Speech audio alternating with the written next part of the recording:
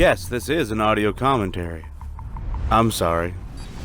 That's right, this is an audio commentary track. This is Stryker of Enyo, and this commentary track includes 2 videos. It includes the entire Top 20 Advanced Tips Ultimate Edition, and the full Director's Cut version of number 11, Enemy Preparedness Revenge System. I will talk about nearly everything that it took to put this massive video together, how I came up with some of the humorous sketches, how much did I have to cut out, how much time it took to make this video, and I will go over some of your comments that stood out to me. I will answer several of your questions, like how did this whole Ultimate Edition thing begin? Why did it take so long to release this video? And why are you such a schmuck? And more. I will go over some of the things that happened during the Top 20 Beginner Tips Ultimate Edition video, but this one will mostly focus on the challenges I had during the editing process of this particular video. So if you've ever wondered how I came up with something or how long it took to do something, this is the thing for you.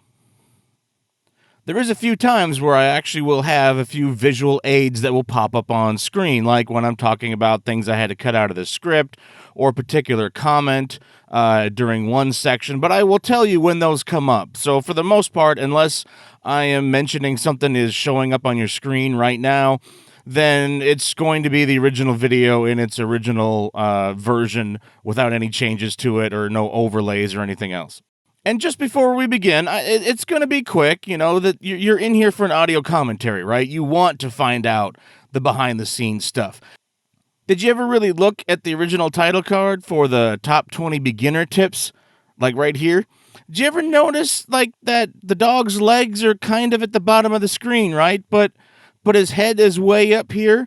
Did you ever wonder what the original picture actually looked like? Well, here's the original before I did anything else. And it's like, okay, this is good. And then when you throw the words in there, well, it covers up Snake and the dog, right? And I kind of wanted to have the little dog's head poking out. So at first I was thinking, well, maybe in between the words.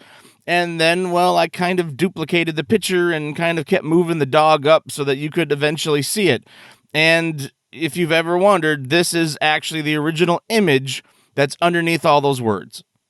So, yeah, I kind of just kept on repasting the dog and kind of moved him up to where I needed to. And you know what? The words are so big that what you see here is actually completely untouched. I didn't have to do a whole lot of blending because most of the words covered up all this stuff. So, yeah, if you've ever wondered why the dog's legs start at the bottom of the screen along with Snake, but I got him moved all the way to the top, well, this is what I did. So anyway, on with the main part of the video. So this is it. This is the audio commentary itself, my biggest project ever, and probably the longest video I will ever end up making on this channel. I really don't want to make one this long again. This footage is, of course, from the movie Airplane. I believe it's the original one. You know, one of my favorite movies back in the day. No. The main character's name happened to be Stryker, and I always wanted to use this for something, and I finally got a chance. I did have a comment that someone said they were unsubscribing because I didn't use the line from Snake. Oh, shoot, what is it again? Kept you waiting, huh? He basically said he wanted to unsubscribe because I didn't use that at this moment for this video. And it's like, I mean, Dave Bautista, while I was making this video, had just announced that he was coming to Gears of War, you know, and how could you not use, you know, It's About Effing Time? That sounded pretty good, aside from the guy from, what is it, StarCraft 2, I believe? Or, yeah, that one scene. It's like, I was kind of thinking, and I did actually play the other Metal Gear Solid games in order to get a recording of Kept You Waiting, huh? But I ultimately didn't use it because, like I said, Dave Bautista announced he was coming to Gears, and I really just like that footage better. I can always use it in, you know, later on. This footage that you're, not this footage here, but that opening footage that you saw, Somebody accused me of like this stuff right here. Somebody accused me of like, well, you spoiled the ending of the game, and it's like this footage is not from the ending of the game. This is actually from the nuclear option or the nuclear disarmament ending for the game. If you didn't know, they kind of announced this that what was supposed to, it was accidentally leaked or accidentally activated or something. Yeah, that technically is the original title card for my top 10 beginner tips. I took that off of YouTube. It wasn't good. You'll notice the guy's name, some random SHIT. He mentions D Walker, and what I end up doing at the end is basically I ended up taking that idea from his. You'll see it. Like I actually mentioned, that nobody uses D, or I think he says D Walker is the best buddy but nobody pays attention to it because it doesn't have boobs, it isn't cute, and it can't crap on demand. Just starting Metal Gear Solid 5 for the first time. You got the game on sale or somebody gave it to you for free. And I ended up that. Now, is that the reason why I put D Walker as number one? Well, I kind of put D Walker as number one because it really kind of fit, and that guy I remembered that he had made that comment. I went back through my videos and found that exact comment, and I threw it in there. So credit to you, some random SHIT. Yeah, I saw your comment, and I stole it, but I'm giving you credit now. I can't remember if I necessarily would have done that in the description. I don't think I did. But I mean, that's why I'm doing the audio commentaries, to point out a few of these things, where these ideas came from. So I guess the next thing to do is I need to play footage cut together with a song that everybody... Yeah, this is actually a direct reference to another YouTuber called Up Is Not Jump, who is way more famous than me. He gets millions of views. He did this similar thing. He basically, it's almost verbatim. He also said, "Not that effing song, never again." So I put footage of Snake in there. He did like countryside, music and whatnot. He didn't use that exact same piece of music, but he used the same. I mean, not the same composition, or it's not the exact same words. It was more earlier in the song, but it was the same song. So that's actually kind of a reference to him. This is me invading one of my own bases. That's why it is pink. I meant to have more footage of this. I meant to have more footage of me. Like this is that Air S, the S1000 shotgun, the stun shotgun that I talk about how vital it is. I meant to have more footage of this, of me using it against the heavy armor soldiers, but I just didn't. You know what? This might actually be on PlayStation 4. That might actually be on PlayStation 4. That's right. That might be why that was pink, because I think my base was pink in that one. Because this, in my Xbox version, I switched to the McDonald's Play Place color scheme that I ended up finding and getting for an event.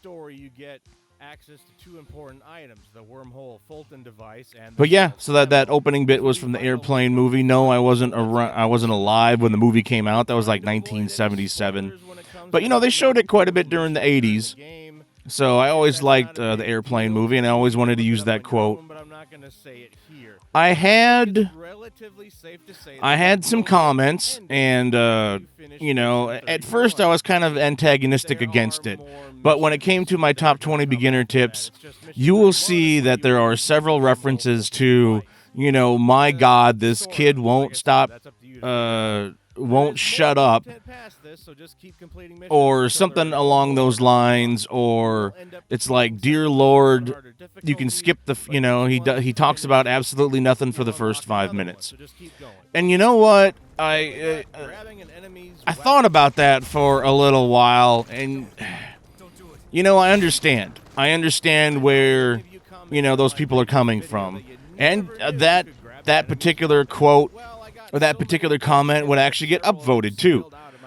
So I saw it, and I'm like, well, I mean, yeah, technically I could argue that, well, the review starts or my lists start, around the 5-minute and 15-second mark.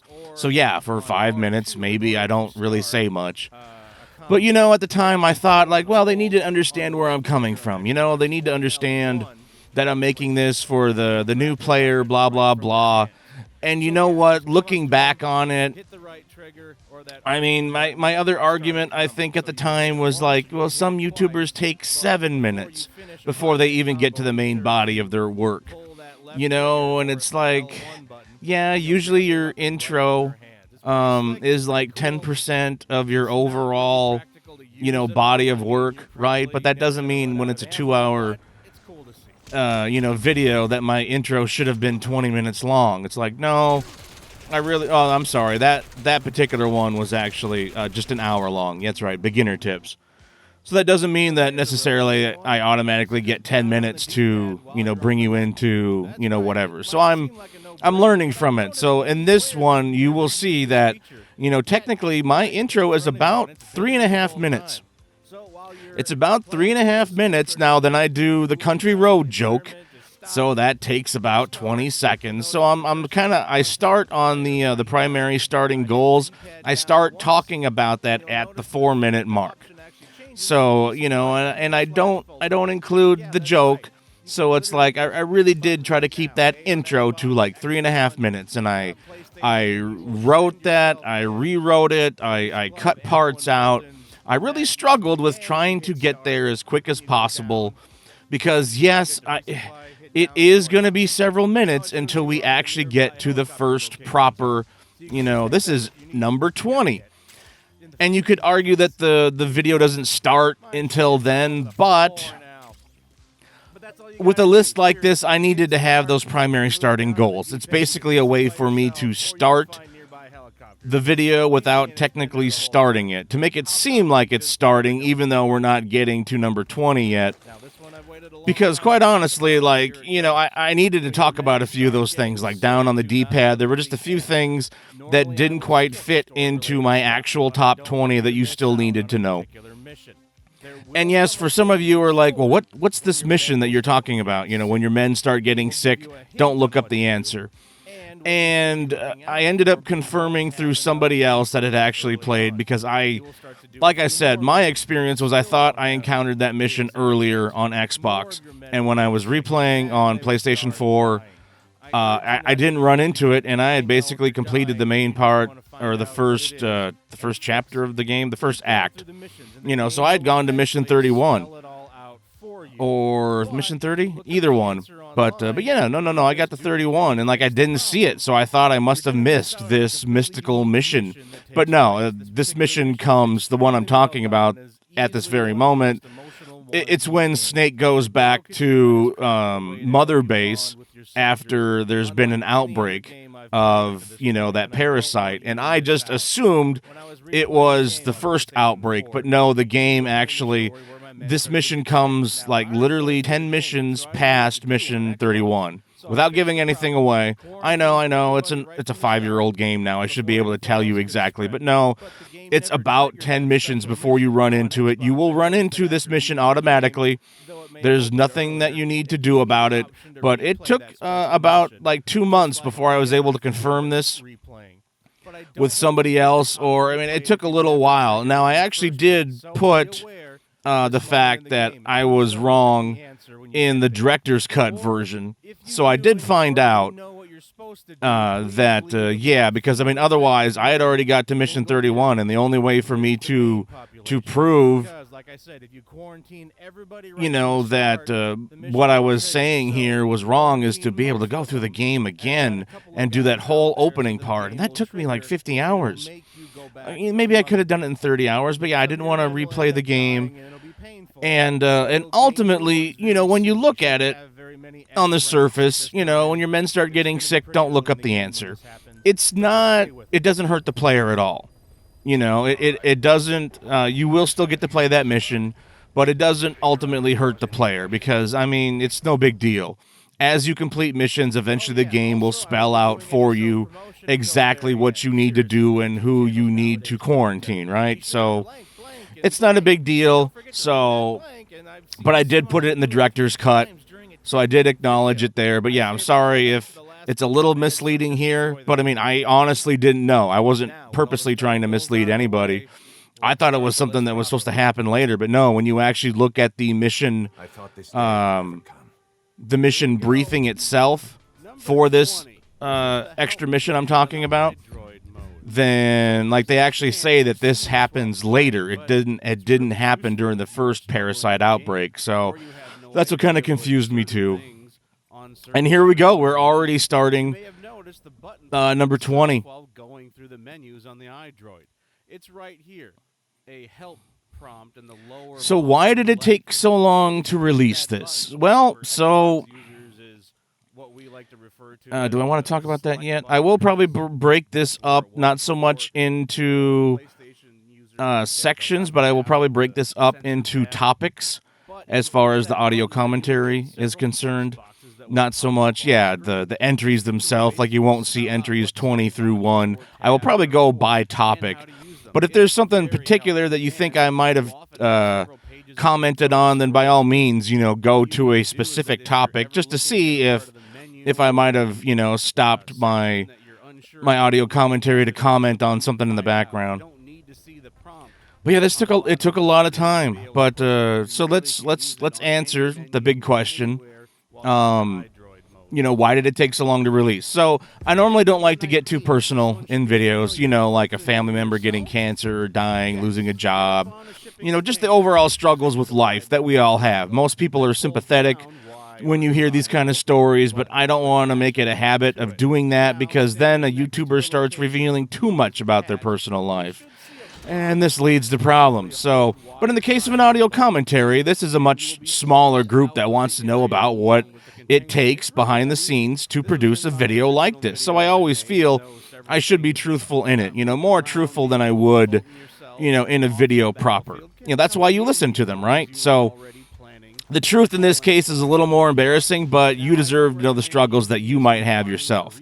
I simply didn't have the money to afford the editing software that I normally use. You see, my work normally covered it. We use the Adobe suite, of course. And I was ready to edit this in December of 2019, and I was hoping to have it out, 2 months after that. So really quickly into 2020. But I ended up having to wait nearly 6 months before I could start editing it. And essentially, I was still recording footage and I was responding to comments in my existing videos, but I didn't have any videos come out for like a period of 5 months. I did happen to find some old videos that were actually ready to go. I didn't remaster the audio in them, but I threw them out. But yeah, 5 months. Like I said, normally my work, they covered the Adobe suite, but my boss, we started to not really get so much work, and my boss kind of had the Adobe services lapse, and I said, well, that's okay. But as a couple of months went by, I'm like, you know what? I'm going to probably just need to pay for these myself. So then I was thinking I'm going to need around $45 because I need Adobe Premiere and I need Photoshop. So I really thought I was going to have to pay for both of those myself. But what I ended up doing is I ended up finding I gotta comment on this. I'm sorry. So this was a weird day. I had to take Snake out and find the deepest puddle that I could, and then lay down in it. And I tried to cover him up as much as possible. Believe it or not, most places don't really have a deep enough water for you to kind of cover Snake, and this was one of the rare places that I could. It's outside an outpost, and I was laying there because I needed footage of the flies circling Snake and him being dirty, sitting in icky water. It was kind of weird, but yeah, I knew I needed footage of him changing clothes and whatnot. And I figured, I needed to be able to be in water so that I could show, like, the blood washing off or the dirt washing off of me, and yet the flies would end up returning. So yeah, I needed to roll too. I figured that would look good. But I mean, yeah, you can see the flies. Yeah, you can see them. And this was just some beautiful scenery of me laying down there. This piece of footage itself is actually not mine. It's one of the few pieces that aren't. But it's from somebody else. I can't remember if I credited him in the game or not. But you see, normally Ocelot will just throw the bucket of water at you. But if your bond is high enough with Quiet, then she will actually interrupt, and you get to have this shower scene with her. But you only get to have it once in your game. There is no way for you to repeat it. So I had already obviously missed that in my game. I mean, I saw it the first time, but I didn't know it was... I tried to pronounce some French there for you. I hope I sounded kind of okay. I listened to a Google Translate thing, over and over again, Milite, Sans Frontier, or whatever it was. I really tried to nail the pronunciation down. I did the best that I could. I also had to have that speech of mine that I was trying to be emotional about and yet pronounce French correctly. But yeah, that footage wasn't from me because, you only get to see that once. So when it pops up, you better record it, for yourself at least. So I had to take somebody else's footage. And then when the boxes come up, and when I show a version of Metal Gear Solid 1, just Metal Gear 1 on the MSX, that was not my footage either. But so returning to what I was talking about, I just didn't, I ended up finding some work, and then I ended up finding a program that was very similar to Photoshop. It was called Affinity. I fully recommend it because the files actually can work with Photoshop. That's right. If you delete Photoshop off of your hard drive and you have Infinity installed, it will then automatically update it to Affinity files.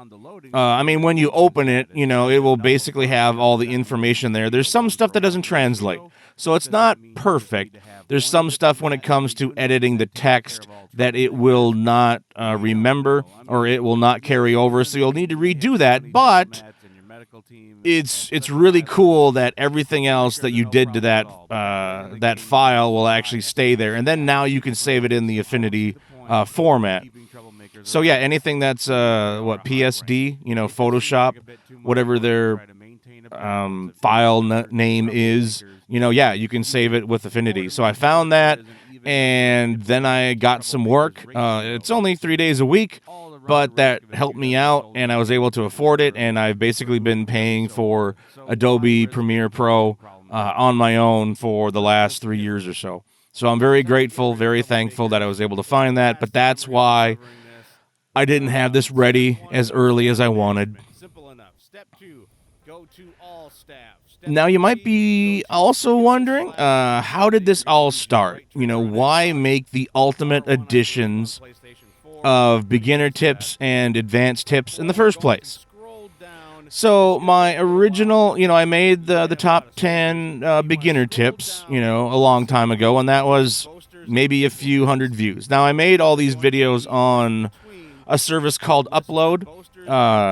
Xbox One had a app called Upload Studio, and that's where you would actually edit your videos, and you could add commentary, and then you could upload them to the service, and then you could go to the service and then download that video, and then you could put that on YouTube.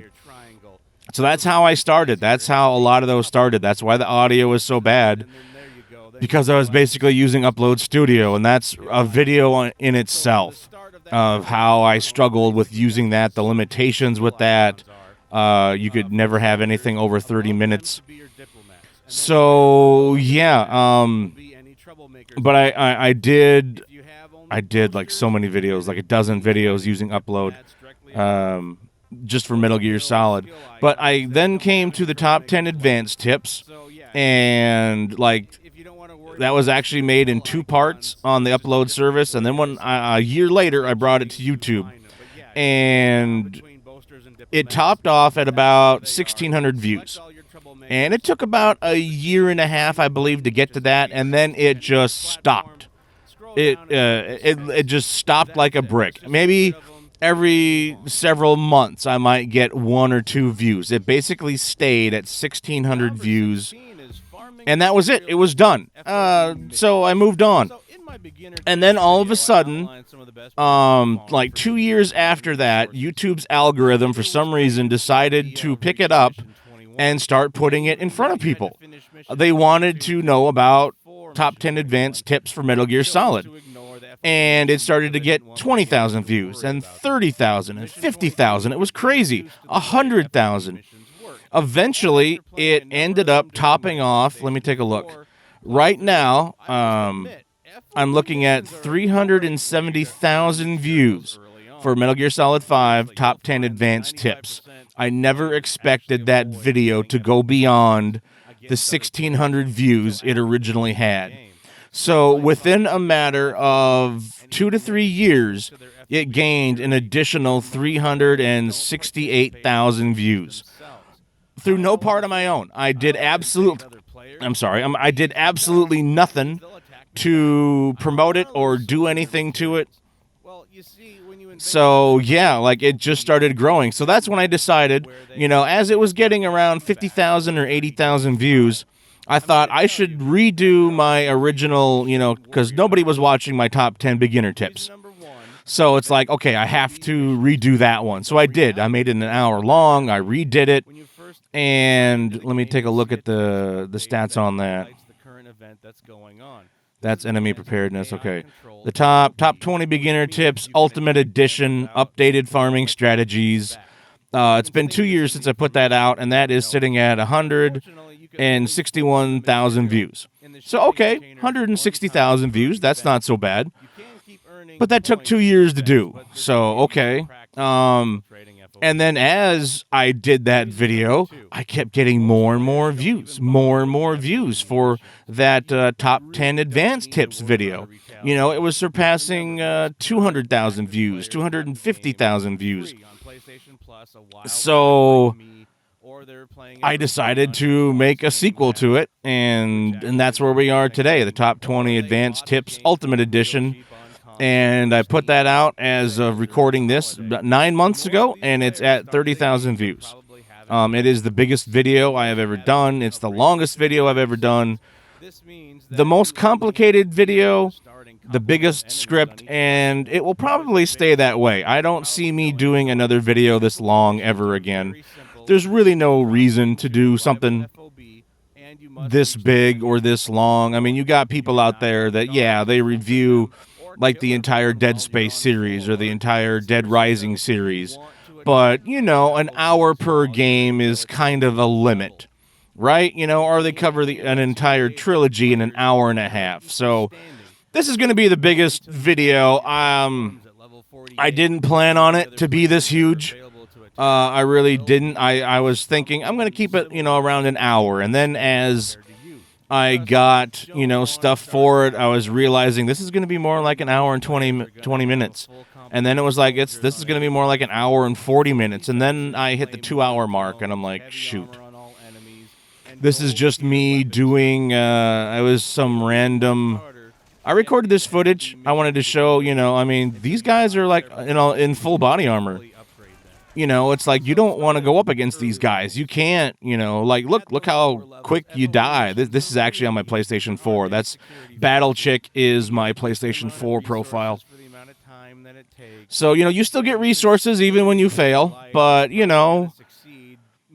it's a lot harder when you're having to go up against, higher level, I'm sorry, I have all this knowledge, but it's like, what? I've basically not thought about Metal Gear Solid 5 for the last 9 months, give or take the last, obviously, several days when I was planning out this, or I was working on this exact commentary, of course. So I haven't really thought of it. Platforms, that's right, the platform levels. Yeah, that's what you see right there, level 5. Yeah, that's the one you want to attack. You don't want to attack the level 48. I think that was my limit, was level 48 for my platforms. You know, if I bought everything that I could. Yeah, attack a level 5. That's what you want. You know, but yeah, it only gives you certain stuff. Or it only gives you access to certain ones. So, but yeah, that's how it all started. You know, I just had a video that started going crazy, and it was getting 100,000 views, and I decided to remake the top 10 beginner tips. And seriously, like, in order to make the top 20 beginner tips, I watched my original top 10 beginner tips like 3 times. I literally wrote down every piece of information that I thought was useful, and I took that and then I put it into that video. So there really was no reason to have the top 10 beginner tips video on YouTube anymore. So I just deleted it. And you're not missing out on anything. I still have a copy of it, you know, somewhere. But you're not missing much. So now we have number 15. So, but yeah, that's what kicked it all off, was, you know, that one video and I was, I would say for a number of years, I was getting every 48 hours, that top 10 advanced tips video was getting 400 to 500 views every 48 hours for 2 to 3 years straight. You know, aside from like in the summertime when those values are about 100 views less. But yeah, and slowly but surely, my top 20 advanced tips was, you know, it was getting like 120 views. Sorry if I bumped the microphone. I don't have the greatest setup because, you know, with COVID going on, I want to replace my microphone. I want to replace a couple of things, but prices are just insane. So hopefully, you know, by the end of this year or next year, you know, things will get a little bit better and we won't have to pay the outrageous prices for, you know, microphones, headsets, and all that kind of stuff, which has been in really high demand this last year, of course. But, so yeah, that's kind of what all kicked it off, was I had a video that started doing really good, and it happened to be on Metal Gear Solid 5. I mean, if you look at my videos, you know, I was pumping out literally one video every week for 3 to 4 years. I believe at least 3, the first 3 years. Because I'm in Season 5 right now, I believe. Technically, Season 4 would have been last year, so that's when I had 5 months of basically no videos. But I'm really happy with this season and the quality of my videos now. They're nothing like before. I mean, seriously, when you can look at them, you know, the How the F Did I Dies back then, or the other series that I was doing, I was making stuff that I could put together really fast and really essentially cheaply, and the quality shows. You know, it wasn't that great. Every once in a while I'd have some stuff that's funny, but yeah, this is how you get the swimsuits and stuff. But, so yeah, so the final, I was looking at my first audio draft version for this was 3.5 hour runtime. I thought that can't be right. But as I started editing the video and it was started to go past the hour, then it looked like I was going to hit an hour and 30-minute runtime, so I started cutting out stuff. I didn't completely remove the content, but I would highlight any text that needed to be cut in red. You'll see that later. I'll mention that. And then I would re-record the audio. I would skip over the red text that I would put in my own documents, but I would still leave it there, you know, so I would know about the original context I was talking about. And eventually, I got it down to the point of 2 hours and 20 minutes. Encoding it took nearly 12 hours. It took 4 hours to upload on YouTube. This was 2 months of editing alone, while working a job that was 3 days a week. So I wasn't working on any other video. Some days I could get 8 to 10 hours in on this, and some days maybe 3. Some days on a day that I would work, I would try to get a few hours in, and sometimes I was just so exhausted, or I would have other chores I needed to do. And, you know, sometimes on the days that I worked, I just couldn't get any hours in. So a rough estimate of how much time it took just to edit this is probably around 200, you know, and that's, you know, yeah, I'm not dealing with special effects. I don't have, you know, Mecha Christ in the background, you know, shooting lasers and stuff. But, you know, this is, you know, 2 hours and 20 minutes. You know, I really do like this, this music. Specifically, this is I think Outpost 2 months of editing. Abandoned Village. That's pretty good. We'll end on that for that section. So this is the Angola Zaire border region, Datati Abandoned Village. This is the standout of the video because I end up saying it 4 times. I decided to upgrade, where I was going, and this was pretty good. The dog hit the tree. Well, I hit the tree too. I literally, you saw the sun rays that popped up as soon as the music started to swell. I literally did this walk by. I did it 2 more times when I recorded it, and I couldn't get the sun in the right spot so that when I came over the hill, it would crest. So I used that first take, and I tried to make it better. I tried to make the, like here's where it's raining. A lot of times it would be raining, obviously, in this region. All right, here we are at our new location. This is a music. Take my horse over here. I just wanted to, I like to add the reference to it. I originally was just going to say, I'm just going to ride him, down this old road. That was a great shot with the helicopter. I tried to replicate that again, but I just couldn't. I tried to do it in the daytime so it would look a little bit better. But, you can't control, like, what the horse... Well, I mean, you can control it, but, trying to get the helicopter perfectly like that, it just worked. And, sometimes when you have the footage of something recorded and it kind of works, you don't want to jump back in and try to re-replicate it if it works good enough. So... that worked pretty good. Yeah, my video got claimed on this. It got claimed like on 7 different songs, quite honestly. And, I originally got really upset. And I'm like, oh, shoot, because it said that it was blocked in certain countries. And I'm like, well, shoot, what do I got to do? And I'm like, well, maybe I can cut it here. Maybe I can cut it there. And then I realized that, it actually is only getting blocked in Denmark. So I'm like, oh, okay, well, thank God I can let it go through. Now, this is Little Billy. As you can see, the corner on the right of him, you can see underneath it because his image isn't really that big. And I will probably make a gag of it later. You might be thinking, oh, well, that's obviously Stryker's own kid. And it's like, no, if you literally Google search angry boy picture, I believe he is one of the first results that you get. He's actually like leaning up against a brick wall. I removed the brick wall, but yeah. So it's not my kid.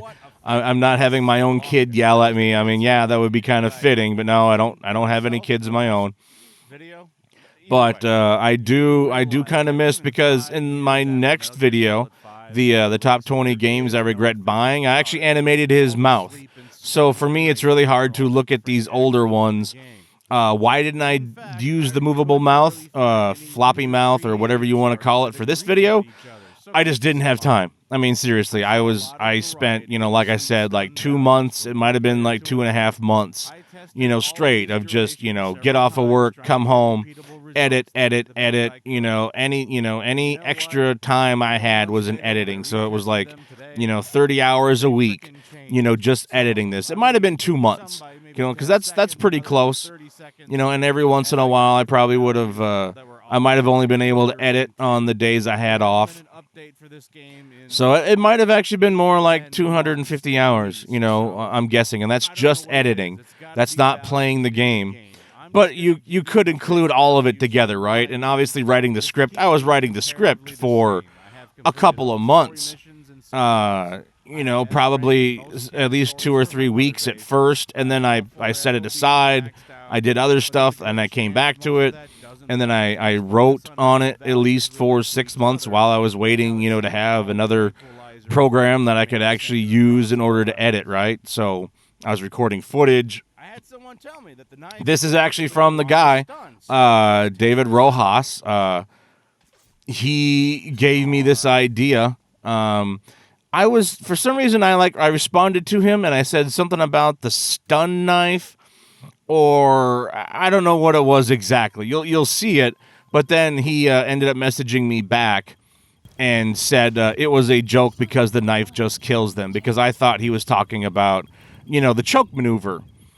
And I'm like, oh, you mean the choke grab? And I'm like, no, I mean the knife itself, you know. So he was just being funny, so I put it in here. And the footage from Aqua Teen Hunger Force, I mean, come on. It works on 2 different levels. Obviously, if you love the show, and if you actually were around to actually see that exact ad, you know, then it's great to be able to see it. And honestly, I had the footage in the background while I was editing it, and it just happened to, I kind of saw, you know, the image of Snake stabbing the guy. But obviously, you know, the Aqua Teen Hunger Force clip was on top of it. And I thought, well, wait a minute, what if I just slid it over and you could see Snake actually stab the guy at that moment? So that was just a happy coincidence, and that's how I edited it together. And like I said, like, you don't have to know that show at all. You know it's a show. Obviously, I didn't hand animate that myself. You know, obviously, it's for the Adult Swim block. So if you're familiar with that, that's kind of funny. I think a lot of people know about that show. But like I said, even if you don't know anything about it, it's just, you know, some old fat guy that's teaching you about life. You know, why work out when you're probably going to die from getting stabbed by a knife? That's the moral of the story. And I just, you know, it's awesome. It's great. It worked so well. Both of these are the same in my game at around 9 minutes. And for the choke out, that's the long... Oh, the stun. Yeah, the stun thing, man. This took me a long time. This was a lot of work. I mean, seriously, what you hear me, you know, I talk about, you know, I was probably ready to start editing, and I recorded footage for this. And honestly, you know, I probably did it like around February. And then like 4 months later, to confirm some of my times, I played it again. And like I say in the video, like all of a sudden, instead of getting like 410 for a trank time, I was getting 340. And I'm like, well, what the hell changed? You know, because it's like I didn't go out and beat any more additional missions. I didn't have any more additional missions. I might have got a few more S ranks, you know, but it's like otherwise my, you know, I didn't upgrade my mother base at all. It was basically just, you know, just straight go in the game, play, maybe collect some resources, you know, and, you know, I didn't really have anything else to buy for the FOBs. But yeah, all of a sudden, you know, there was like a 10-second difference. And you got to remember, like, this isn't like I just went out there and did this one time. You know, it's like rubber bullets. I tried, you know, I couldn't show you footage of me doing every single one of them. I couldn't show you footage of, you know, like, yes, it actually takes 2 minutes and 30 seconds if you do body shots with rubber bullets. You know, like I just had to, you know, give you like a blanket statement because, yeah, like I said, quite honestly, tranquilizer rounds, you know, it mattered a little bit whether you hit them in the limb or whether you did a headshot. And that was about a 10-second difference, you know, on average. And that was across, I mean, pistol, rifle, it didn't matter. You know, specialty marksman rifle, really expensive marksman rifle, it was all the same time. You know, for the most part, like I said, within that range of 350 to 410, give or take. But like, yeah, I couldn't show you that the Riot SMG. I should have put an arrow on this screen when I was talking about the Riot SMG because naturally your eye is going to go to the first thing on my list, which is actually the shotgun. You know, and then you're looking at that TBSG Air S, and that's not it. But yeah, it's like I couldn't show you. Like, well, I could put a timer up, Stryker, you know, grade 5, look, 4 minutes. But it's like, well, I mean, it would be my own personal timer. It's not like we actually sat there and waited 4 minutes, you know, to pass, you know, or a minute to pass if I did a grade 7 version of the Riot SMG. So to some degree, you just had to take my word for it, but I really did, you know, come back and do this a couple of different times. But yeah, I quickly realized that I was actually recording. Well, yeah, no, I really was recording like, you know, 4 minutes at a time for some of these sleep times. And it's like, there's no way I can use that in a video. And I thought, you know, I could put like a timer on it, right? But it's like, no, just tell them. So I did a pretty, I mean, not every single, riot or sleep or stun gun, but I did a lot of them. So yeah, hopefully you can take this information. And like I said, yeah, really, as of when this thing came out, there still wasn't any kind of universal chart or anything that says how long, stun or sleep times are in the game. All we know is that because of enemy preparedness, that, the levels go up, and that essentially once you beat mission 30, then the kid gloves are off, and now, the enemy can go all the way up to level 6 on enemy preparedness in all categories. So, there's some evidence that, yes, when you first start the game and you haven't beat mission 30 yet, like if you choke someone out, it will last longer. Like maybe that's the 12-minute time. Honestly, I had people telling me that, or not telling me directly, but in the forums, they were saying that the choke out was 20 minutes long. And I couldn't find anything that could verify that. I had already beaten Mission 30 in my PlayStation 4 game, so it was like I couldn't necessarily use that either.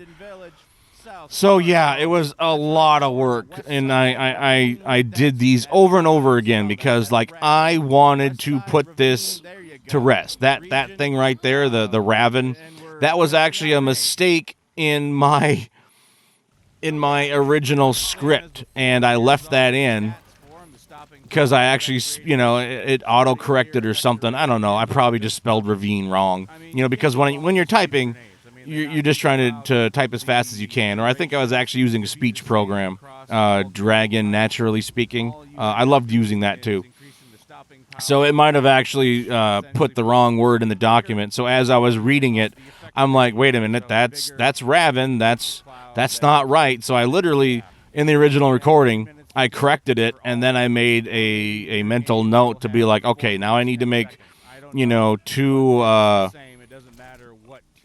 two GIFs, two different pictures of, Raven and Ravine spelled correctly, and then I just, threw it on top of it for the joke. But yeah, this was a lot of work, and I make a point to slow down here and to show you, yeah, it makes noise because I originally didn't put that in my script. For some reason, I don't know why, but yeah, it's basically like a gunshot going off when you use a grenade launcher, the underbarrel grenade launcher. So I hope I conveyed that without actually, sometimes that stuff just happens, right? When you're making a tip or a strategy video or an achievement guide. I had somebody actually ask me how did I do that move. I think you just do that when you get spotted and you jump off the vehicle. It wasn't anything special that I did, but he was wondering, like, how did you do that? But yeah, so this was a lot of testing, and, believe me, I came here, several times. I mean, seriously, every time you see me at the abandoned village here with a new outfit, that was a new day, basically. And here I really meant to get more footage of these heavy armor guys, but I mean, seriously, depending on their look, sometimes it looks like they have just armor on the front of their leg and you could actually shoot them in the back because it's a pant leg, but no. Suffice to say that they are impervious to any kind of tranquilizer round. There is no, like, shooting in between the armor or the joints or the neck or anything like that. They're completely impervious. You have to use a stun weapon of some kind, or knock them out with sleep gas, or use that pistol that uses the sleep gas canister rounds. That can work too. What did I say that was? The A199? I can't remember. I mentioned it later when the best pistols with a suppressor segment. But yeah, so it's like, yeah, you have to do that when it comes to the heavy armor enemies. But yeah, I tested out the grenades pretty much stayed stable across the board. It didn't matter. It literally does not matter on stun or sleep times when you upgrade the grenade itself. All that does is, for sleep, I say that it quickens the effect. So like it puts them to sleep quicker, or you can make the cloud bigger. That's it. Sleep grenades and stun grenades, or I should say sleep grenades at least. Upgrading them does not increase the amount of time that they are knocked out. Just the fact that the contents of the grenade empty quicker, like I said, or the same thing. Stun, I can't remember. It's been a while. Whatever I show on screen is what it was. Periodically, you will probably hear me stop talking. That is basically so I can stop recording. Because, when you use Audacity, you can't have a 3-hour-long record. Number 12, enemy status. So, enemy status. Yeah, that was not a complicated one, but this actually is me playing the game. You're going to need to forgive me a little bit. Had a rainstorm start. I stopped the recording. I waited for about 30-40 minutes, and it's really low. I hope it's not coming through. If it is, just imagine my small dulcet tones rocking you asleep. Well, before we talk about See, that's Little Billy. Little Billy really does strike me now when his mouth doesn't move, because I started doing that in the next video. I probably will cover that in the next video, how I came about doing that. But yeah, I had no idea how to do it. Had no idea how to do it. Had no idea how to accomplish it. I can't remember if I found the video on the guy that did it, but he was from India. So the language that was spoken, I had no idea what he was saying, and I just didn't have time to try to break it down and figure out, I think, what it was. But so I'll talk about that in the audio commentary for the top 20 games I regret buying, because that's when I did it. So here, his mouth doesn't move, and I mean, you can see what's on the screen. I mean, I'm going through the descriptions of, enemy status for the different games. I cut some of this stuff out because, I went a little too deep into it, but I was trying to convey, the essence of this moderate alert, low alert, and the high alert. So it was... it was a pain. It was a lot of info to try to get through and to try to show you how it works. A few changes to make the system a bit more realistic. You still have 4 modes and the mechanics. Yeah, the different modes and whatnot. Some of this stuff I just had to have a background in there. Normal mode, alert mode, I didn't actually blur it. I haven't made a habit of doing that, have I? Where I blur the background like some people will do. Jeez, look at all that. Yeah. I copied that right from the source or whatever. This is just for Metal Gear Solid 5. But I had all the enemy alerts and all the different modes for the previous games, but it's I couldn't take the time to do it. But I wanted to hit this to let you know that this is the difference in this game, is when we get to the alert levels. And, the low alert, medium alert, or moderate alert, I can't remember. You'll see it on screen here pretty soon. But that's what makes the difference, because, once, alert, moderate, okay. So, because on a low-level alert, the enemies are going to be doing their regular routes that have been predetermined, and they're going to keep on doing their same actions over and again in a loop. But once they know something is up, once they have seen you, or once they have, they know that an enemy is out there, then their alert level goes to moderate. And now their weapon is at the ready, and now they are actively searching for you. They're actively searching for you, or they have left their original patrol route. They're moving quicker. You can't do certain stuff. They actually are much more aware of the stealth camo. They can actually see you a little bit easier when they are moderate. When their alert level is high, they will almost instantly see you if you are in the general direction that they are looking and you have camouflage on. I don't know if I talk about that in level at mission 30 or not.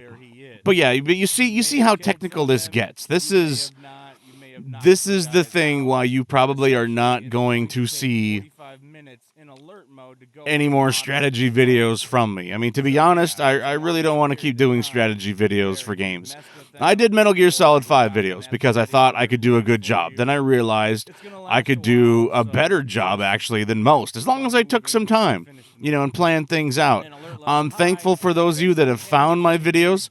I made them to help people out. That was the main reason. But in order to grow the channel, I need to do videos for newer games. Metal Gear Solid 5 at this point is over 5 years old. So even though, yes, many of you have maybe commented that, hey, why don't you keep doing Metal Gear Solid videos? And it's like, it's an old game. And I mean, quite honestly, just, look at how much time I spent on this. It's been 9 months now, and I have 30,000 views. And my secondary, the Enemy Preparedness is like just a little over 3,000. It's like 3,300, 3,200 views. Which it's not bad, but I put a lot of work into this, and the hour-long video that I did, that's 170,000. That's 2 years old. 2 years to get to 170,000 views for a single game. And this is when I'm actually interrupting myself. I probably could have added a sound effect or something to better convey what I was trying to do, trying to interrupt myself. But, it is what it is. But yes, so I'll talk about removing enemy preparedness here in a little bit. But yeah, ultimately it was 10 minutes of really dry information, and it took a long time to break it down into 10 minutes, and I thought it just really slowed down the whole video. In retrospect, yeah, I probably could have kept it and left it in the video as being just 10 minutes, but you know what? I got to bring it back, and I got to add 8 more minutes of content to it, so that kind of worked. There's the Angle Zaire place again. Cardboard box. I'm double-checking my notes for cardboard box. I thought I did really well here. The cardboard, that footage right there is not mine. I did give credit to who it was. I looked up this. Now, this is me, of course. I'm actually playing this. I played the whole tanker section of Metal Gear Solid 2 to get some footage of cardboard box. That footage that you saw of the other game, that was Metal Gear 1. And I think I watched somebody's, I looked at his complete playthrough, and I think it was something like, in order to get to the cardboard box, you needed to play for like something like an hour and 20 minutes. I might have that wrong. It might be an hour and a half. I'm not sure. Maybe it's only an hour, but it's like I didn't think it was really worth an hour of my time just to get about 5 seconds of me using the cardboard box in Metal Gear 1. So, yeah, I just used somebody else's footage, but like I said, I gave him credit. And, it's not really a big deal. I didn't even need to have audio of him talking or anything. But I thought I did pretty good on the cardboard box. But yeah, originally the cardboard box section was 10 minutes long. I believe I cut it down to 6. Something like maybe 6.5 minutes. So I was trimming all the fat that I could off of this thing. I tried to only say absolutely what I needed to. Like the durability of the box. You should know that, if it takes damage, you can't fix it. There's certain actions that you do and the box will go flying off. Therefore, you need to use another box. Sliding down a hill, you saw it gets used up. That was my little cheat sheet. I worked hard on this, I should have maybe bolded or underlined the words like crouching, standing, and prone. I don't know. I think it works well, but like this, because I was actually messing this up myself, trying to figure out, well, what makes me shoot out of the box? And then I was like sliding down the hill instead. So it's like, it's all about the stance of Snake. So it's a pretty elegant design. Kojima, of course, is a genius. Of course, it could have been his team, too, that thought about this. I think the rain has gone away, so you shouldn't hear any plinking on the top of my roof right now. But yeah, so I I mean, look at this. It's a lot of work. And yeah, you can add a little bit of humor to it, but what I really want to do is I want to create videos with humor and entertainment as the focus. You know, the kind of videos done by the likes of James Rolfe, you know, Noah Antweiler, and, you know, to a lesser extent now, even Doug Walker. You know, those guys have really been the inspiration, you know, for a lot of us that have been doing, you know, YouTube videos or any kind of, you know, videos on any additional site. You know, back in those early days, a strategy or tip video is limited to how you can present the info, kind of like what I'm doing here. You know, you need to research the way something is done. You need to write out the whole process, explaining every step along the way. If you miss a step or you don't remember that you had to, you know, just having to remember, it's one thing, it's muscle memory for you. But when someone says, like, well, how do you alter the weapons on the helicopter? Like, okay, well, you hit the iDroid button, which is start, right? Or is it the back button? You know, you got to push that button that brings up the iDroid menu. Then you got to hit left bumper once, the go over. Then you got to go down to, what is it? You go down to customization, right? Or do you go to helicopter? So, like, you have to, you know, even though if you have the controller in your hands, you instinctively know where to go, but you need to write out those instructions. So it's like, okay, you need to go to customization, then you go down to helicopter, then you go down to this. So, you know, it's a lot of planning out just so that you can spell it out for certain people, you know, because you have people of all sorts of different intellect that are going to watch your video. And I still today get people that, you know, they're like, well, why do you Fulton the tank? And it's like, I actually went back and I looked, and I literally do say, you know, in that beginner tip video that I Fulton the tank in order to sell it. You know, but it's like every once in a while there's someone that messages me or makes a comment about, like, why do you do that? And it's like, I've responded to like 5 to 7 other people in the comment section on the exact same thing. You know, I wish they would take a moment and actually look that up themselves. But I usually, you know, if I have a minute to respond to them, I tell them. But that's the other thing, is that when it comes to a strategy video, you always have people that miss something in the video, especially when you have an hour-long video or a 2-hour-long video, and they want you to clarify something for them. You know, and it's like, I want to create a video, put it out.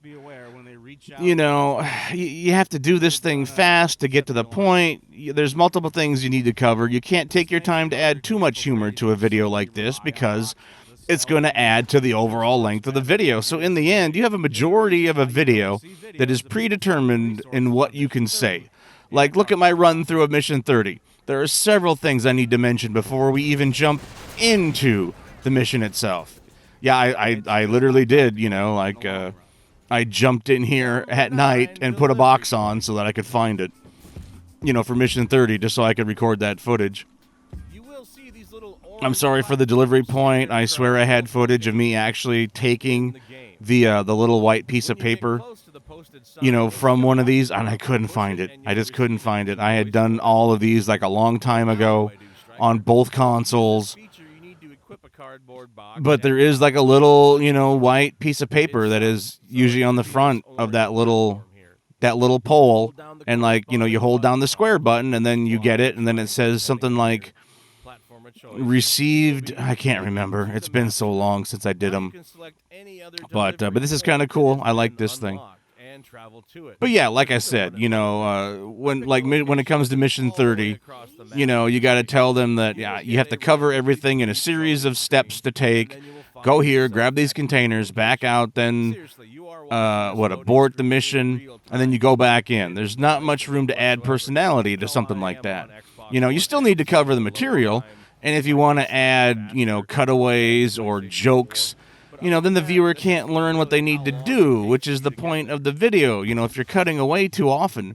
I've watched strategy videos or even achievement guide videos where the guy is, you know, constantly making, like, you know, sexual references, or he has to say the word boobies if there is a woman that has a large chest on the screen. I'm serious.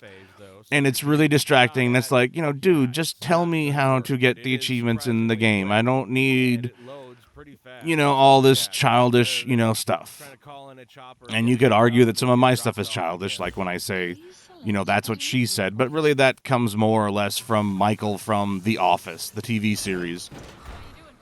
I'm cold and wet, and I haven't had a I don't know why Snake's voice here was so low. I turned it up, but it's actually kind of muffled, isn't it?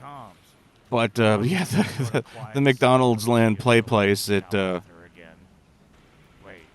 I asked here if it was around in 85, and I believe they didn't create them until 86, or it was 87. Have their place available in 1985? And you'll notice here that on this, you don't hear... I was originally just going to use the original audio, but the thing is that every time I listened to it, the music was so loud over Campbell that it was actually kind of hard to understand what he said. Now, obviously, the ones that I was looking up had the subtitles underneath, but it was just way too loud, so I figured I would do it myself. I found someone that had actually uploaded the soundtrack of the game, and it was like, you know, like that's an actual clip from the soundtrack, that music there, you know, without Campbell's voice. So is this... Nope, this isn't the Bill and Ted reference quite yet. So let me finish this on the morning. So yeah, there's not too much personality that you can add. But in a review, you know, when you review a game, you know, you can script everything in a much looser way. Like, you know, when the Angry Video Game Nerd, you know, James Rolfe, you know, he will still take time to talk about a game mechanics. You know, Noah Antweiler, the Spoony one, he'll mention his personal experience with the title, but that only needs to be like a minute or two at a time. Otherwise, both of them are still creating and presenting the entire video in the way they want. You know, cutaway gags, references to other things. You know, when you're doing a main review like that, you know, you can do that. But, you know, obviously this is a top, you know, a top 10 list or a top 20 list. So they're structured a little different, but still, you know, I can't... That's why I liked doing the, you know, the top 20 games I regret buying, because I literally could structure them any way I want. I could put as many gags or humorous things in there as I want, but I also am trying to convey the message of why I regretted buying them so much. So yeah, I guess it can kind of go both ways, right? But still, I want to be able to create, you know, create a video from scratch without having to worry about, you know, like writing all this dialogue out that I need to say in order to convey like how things work. Let's see, where are we at? We did delivery point. I'm just going through my notes here. I got a couple different documents open. Prosthetic arm, okay. Like for all of these, there's content I cut out of a lot of them. You know, as you notice, like we are, what is this? We're an hour into the video, and you know we're about to get the number 7, right? I mean, if you really notice, like it takes an hour alone just to cover like the top 4 entries. You know, so like that's a lot of time. So I really did cut down as much as I could, you know, all the entries before this. But like when it came to the last 4, it's like, hey, I'm running through mission 30. I'm running through Infinite Female Soldiers. I try to do it quickly and precise, and I throw a lot of stuff at you on screen, like a lot of different counters. I mean, I'm sorry, not counters, but a lot of different values. Like this is what you get for farming in an hour. This is what you get for farming in an hour on mission 30. You know, I got to cover it fast and quick. And but you know, it's I take exactly the amount of time I need in order to cover the topic at hand. Best handgun. Yeah, I'm sorry I used this footage twice. I am a bad boy, but I am technically using one of the weapons, you know. I'll give you an example of like the stuff I had to cut. Where is... That's number 6. Both of these Best pistols can suppressor? only be Really? developed if That's you all are I did? online. Also, Where's the thing? AM Oh, I didn't. I talked about that when I 1114 talk about, okay, can Mission only be 30. All right. unlocked from FOB event Sorry. Personally, I never I really cut a liked lot the out for the 1114. PF. It uses the tranquilizer gas What is that one? The rounds PF rounds grade? versus Yeah, I cut like probably arms. half of the content I had for number 6, the Small PF area, grade. but it You has know, to the be short and slow rate long fire, leagues, only the being able PF to points fire one shot at a exchange. You time, know, and your to a ammo certain is very degree, limited, so you only have I had to about remind 7 myself that blank this is a rounds to top start 20. with. You know, these are And advanced after, tips. like, I don't 4 need to upgrades, explain you're only gonna be everything up to about about FOB 16 missions rounds. or So, everything yeah, about it costs the a PF lot. grade. Takes a lot of I just need resources to upgrade. let you know that it And in the exists long and run, that you you're can look barely up this gonna stuff have on your own. 20 rounds This is to spare. actually It is a nice to glitch have of some these kind. soldiers I'm using because the it's a gas round, so it the basically gas gives you a round good amount of pistols, but impact. it wasn't knocking these But guards I've out. never been able to get guards I don't know why. I was actually trying to to get see if I could knock them both out, the but for gas some reason they were effect completely of the other resistant. one. So, yeah, These it's rounds are gonna supposed to be work on really everybody, round. even the heavy armor And guys. In fact, it's it the just only doesn't have thing enough to ammo. make the heavy armor guys sleep, aside Really, all from, my money is you on know, the sleep Wu S grenades. pistol plus SB. Now you can see here, like, I do an Not the excellent highest job damage in the game, of, but you know, damage is basically high firing enough using the to warrant it crosshair hit with an the enemy pistol. But you know in what? any of the limbs. Later on, you'll You see me basically want actually it to be switch knocked between out the two.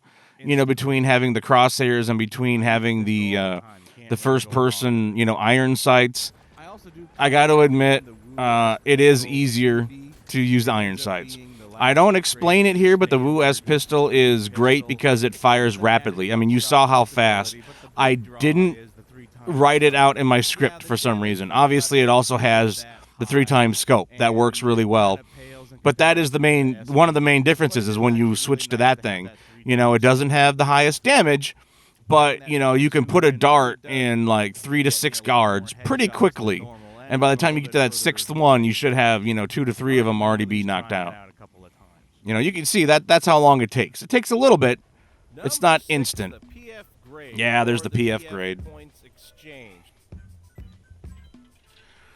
Yeah, so this is, you know, doing this is what I wanted to do this. I was telling people that I was looking at redoing my top 20 advanced tips.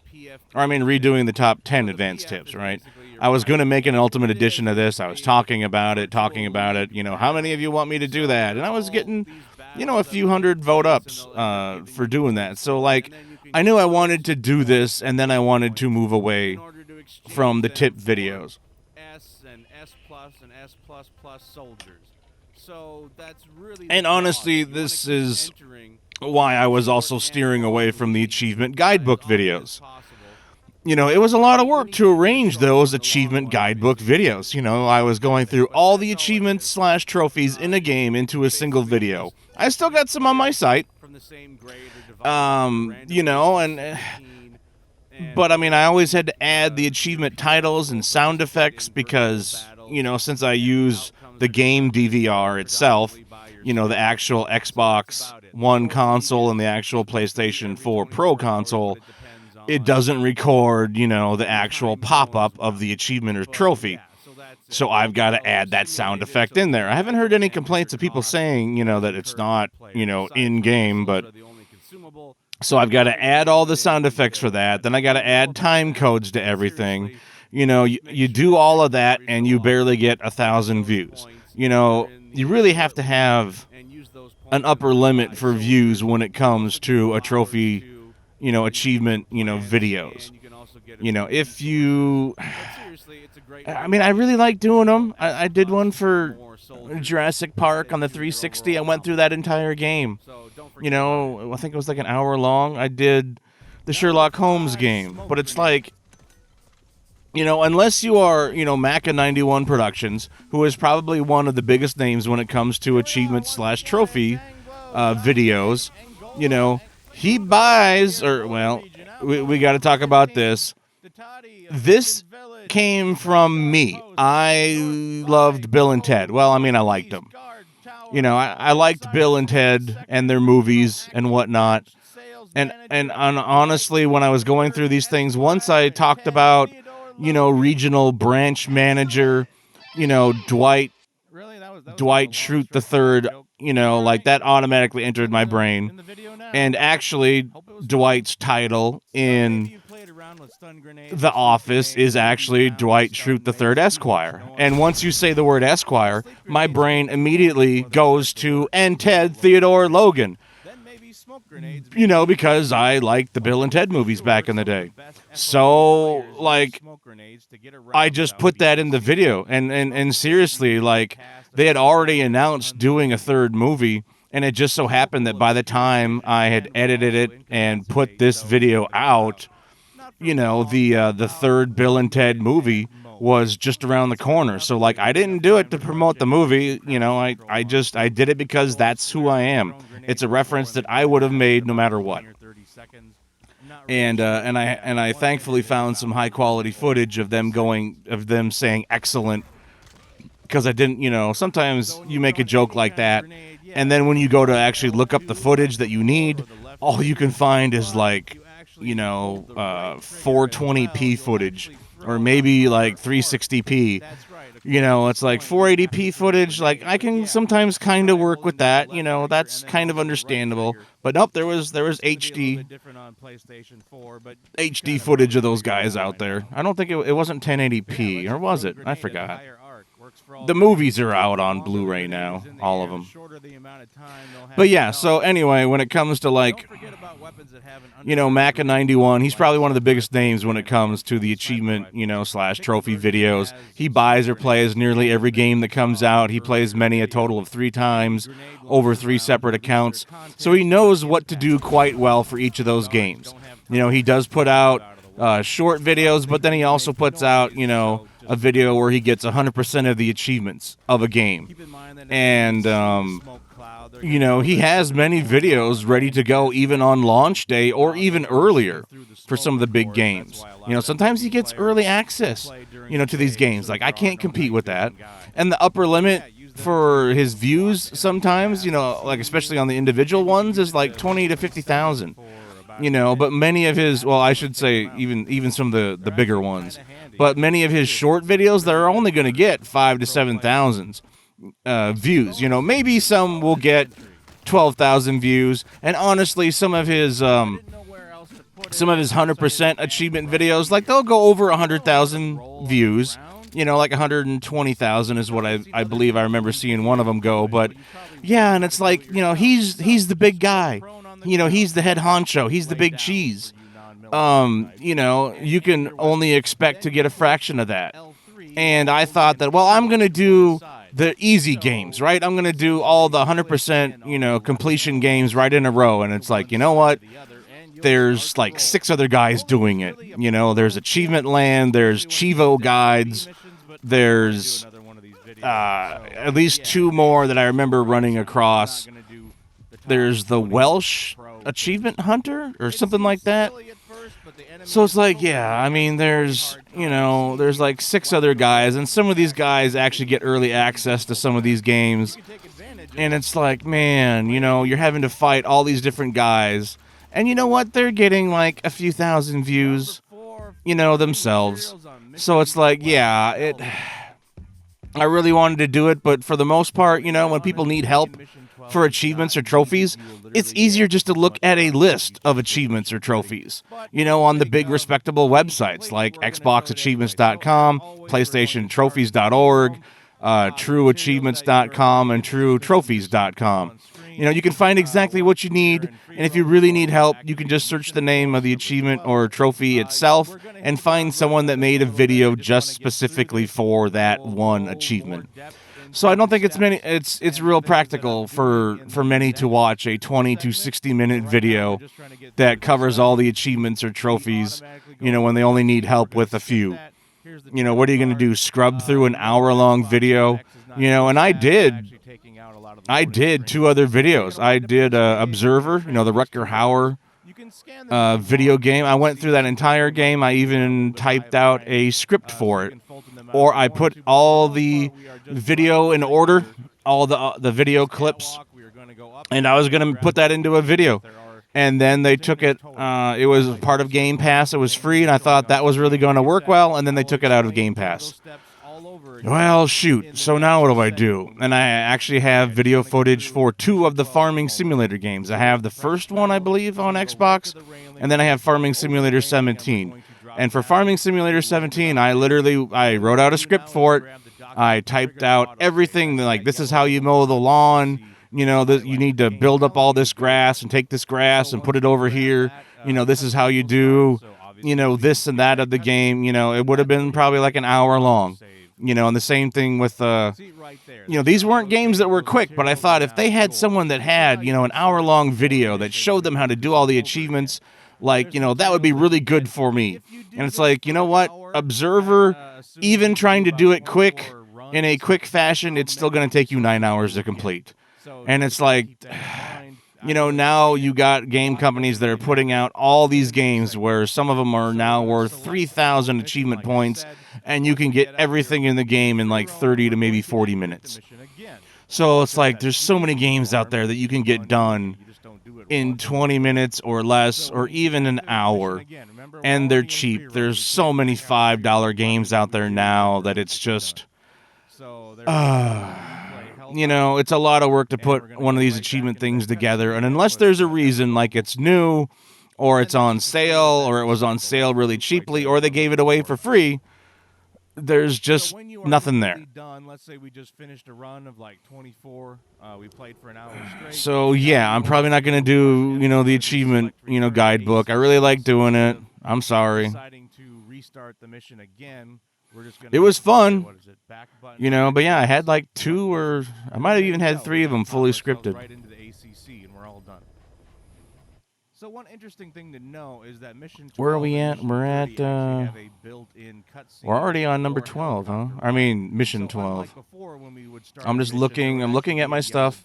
I probably need to stop the recording here pretty soon because I don't want to go too long at one time. That would activate the mission if you remember, but here we can actually farming materials, yeah, on number 12. Okay. There is no beacon. We don't need to be Oh, yeah, we have to stop just before this one because yeah, this is where the good stuff comes in. Keep that in mind. All right, so we're gonna finish the conversation on achievements, but first we got to talk about this a brief moment. So that footage comes from the exact episode of Rick and Marty that you're thinking of. It took me a little bit of time to actually find an HD version of that footage, but I found it, and I actually just kept recycling those first like 3 seconds of them kind of like blinking and looking at each other. So I actually extended that a little bit. What I kind of thought about doing is talking a lot, you know, like a full 10 seconds, something that was extremely longer than what originally would have been on, you know, that you would have seen on the show, so that you'd be like, hey, how is he still animating that behind? You know, they didn't talk that long on the show itself before they interrupted. But I knew I had to use Rick and Morty. I loved that clip. I like doing it. That didn't come until the editing process, though. But jeez. Yeah, the actual blue background I took from an actual, what do you call it, infomercial. I used the little eyedropper thing and actually put that in there and covered the whole background.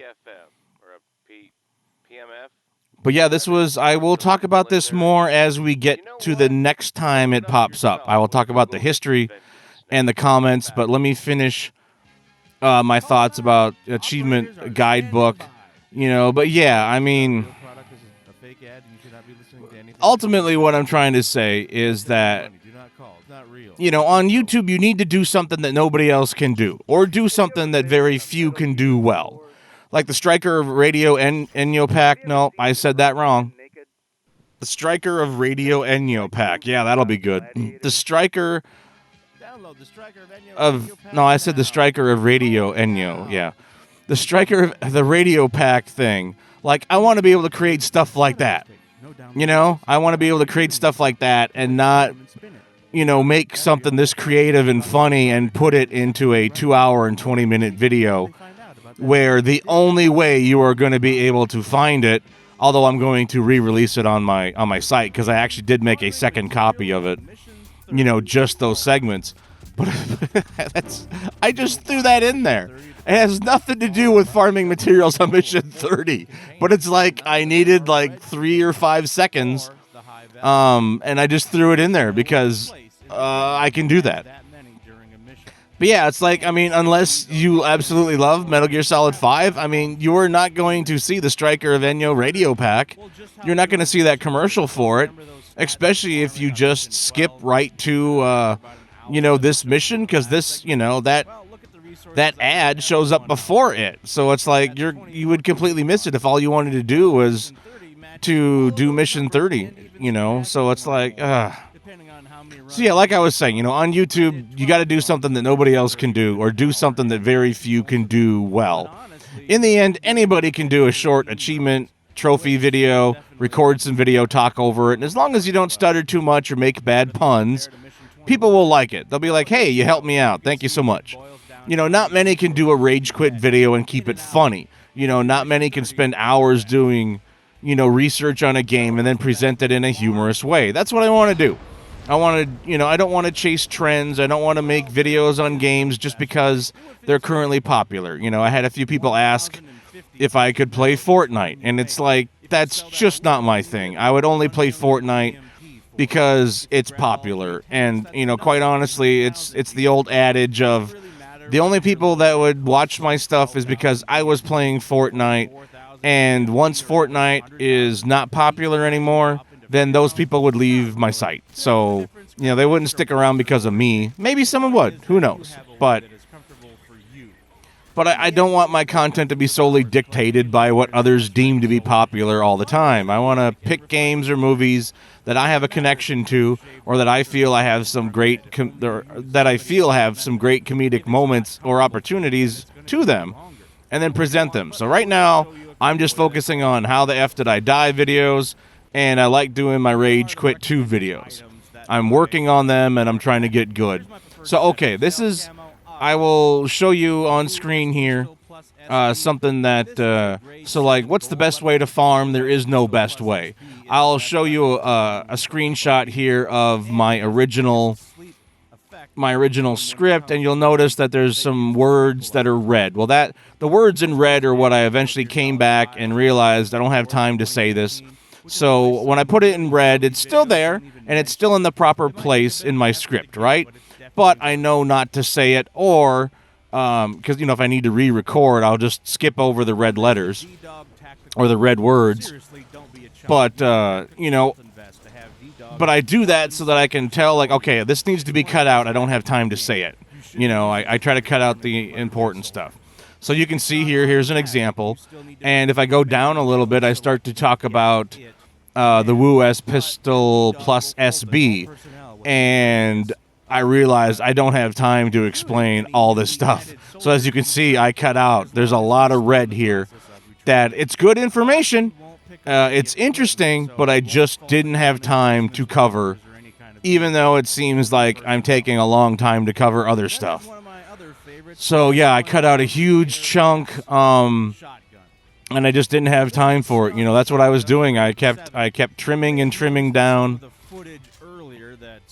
I'm glad I got to the S1000 Air S shotgun. I'm glad I was able to show that here, because you know what? One day I think I was watching videos on Edepot. He's a great YouTuber. He doesn't talk during his videos, but he has a lot of Metal Gear Solid stuff.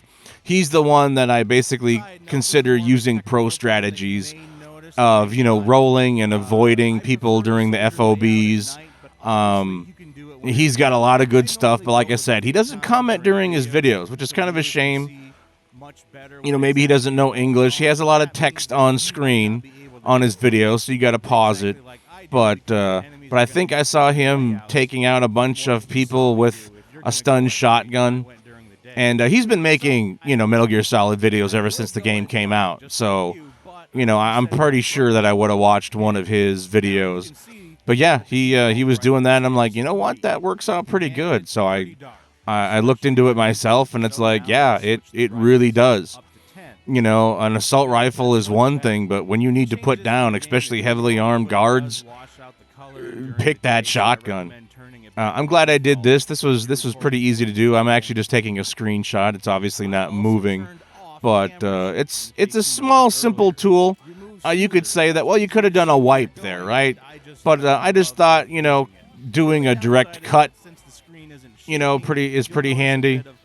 this was something that I discovered a while back, but I mean, seriously, when you realize how much smoother it is taking that camera shake off, it's so much better.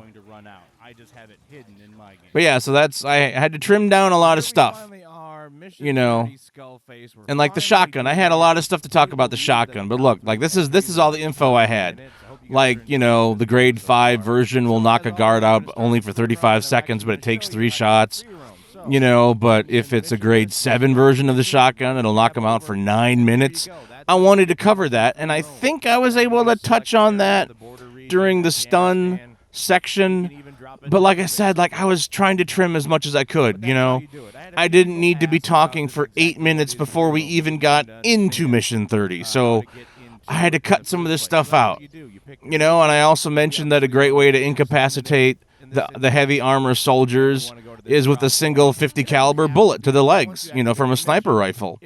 You know, that works really well, and you know, then you can Fulton all those guys. And I had footage of me doing that, but I just didn't have time. You know, you only have so much time to do. That's why I came up with the whole bonus entry stuff, is because I had a couple of things that I thought were cool to show, but, you know, given the nature of my videos, like, you know, top 20 advanced or beginner tips, they weren't really tips, so I just couldn't do it. But so anyway, that's on cutting stuff out. You know, this is a lot of work. You know, it really is. I'm sorry I kept the red containers only thing on there, but you know what? I have like 2 other run-throughs of Mission 30, and I wanted to be able to tell at a glimpse about, okay, well, it says red containers only, so I know exactly what Stryker wants me to do in this version. Because, like, if you run across another video, like, this setup is kind of the same. You know, you know, there's C, grab all containers, blah, blah, blah. You know, Mission 30 is down here in black and white. You know, so, like, I wanted you to be able to tell that, okay, this is the new video because it says red containers only. Even though it does take up a lot of real estate, right? It does cover up a lot of the screen, but I remembered that, well, a lot of people are watching these on their phones, right? Or they're listening to them. So it's like you might not be able to read if I keep the things really small. And the tips for farming, that is obviously from before. I try to throw that up on screen during any of these farming parts, just so that you keep in mind, you know, don't, when we're farming for containers, you know, you don't ever hit reset, you don't ever complete the mission, you know, as long as you're farming. You know, when you're ready to beat the mission, then, you know, yeah, but you probably want to leave the containers alone and complete the mission so that you can keep coming back and farming. Or else you have to complete, you know, 5 story missions in order to get all the containers reset back on the world. You don't need to really bother with the white. Let's see. Take you an extra 25 to 30 seconds to grab all 5 of them. I'm just looking at my other notes. You know, don't get me wrong about the whole not doing strategy videos anymore. You know, I love the fans that have found me. I'm glad my instructional videos have helped them. I've done stuff on like that one video that helped out a lot of people on Star Trek Online because of, you know, one mission that they couldn't complete. You know, I like doing stuff like that, but, you know, it's hard to support a channel on doing strategy videos unless you make a large number of videos every week on the latest games. You know, and that really limits my creativity. You know, I mean, imagine me trying to... I mean, I would be wanting to do, you know, more jokes, you know, and whatnot. And it's like, you already have a dozen other people out there doing achievement guides on games like, you know, the Castle of No Escape or something like that. I forget what they are. You know, all these games where you can get all the achievements in 5 or 10 minutes. You know, not to mention you have Maca91 also doing those. So it's like, you know, like I can't really compete with that. Those people already have, you know, a set number of people, and, you know, it's a lot of work, and there's not a whole lot of room to put your own personality into it. So I'm sorry if I'm not going to be doing, you know, more Metal Gear Solid 5 videos. I'm sorry I've been doing the Rage Quit stuff. You know, I'm trying to really polish my craft and to really make things funny. And I hope that's okay with you guys, you know, and it's like, it feels, I feel bad at one point because it's like I got 4,000 subscribers, but it's like, you know, when I put out a rage quit video or a how the F did I die, something that I really like doing, it takes them a long time to even get 100 views, you know, and it's like, that's the YouTube algorithm, you know, and it really sucks because I really think the quality of my videos, you know, not these, but even just my rage quit, you know, I'm trying to work on getting more rage quits that are a little shorter, you know, like 6 minutes or so, but I've got a few that are under 10 minutes, you know, it's like, I think they're pretty decent for what they are. I don't see why not that they couldn't have a few thousand views a piece.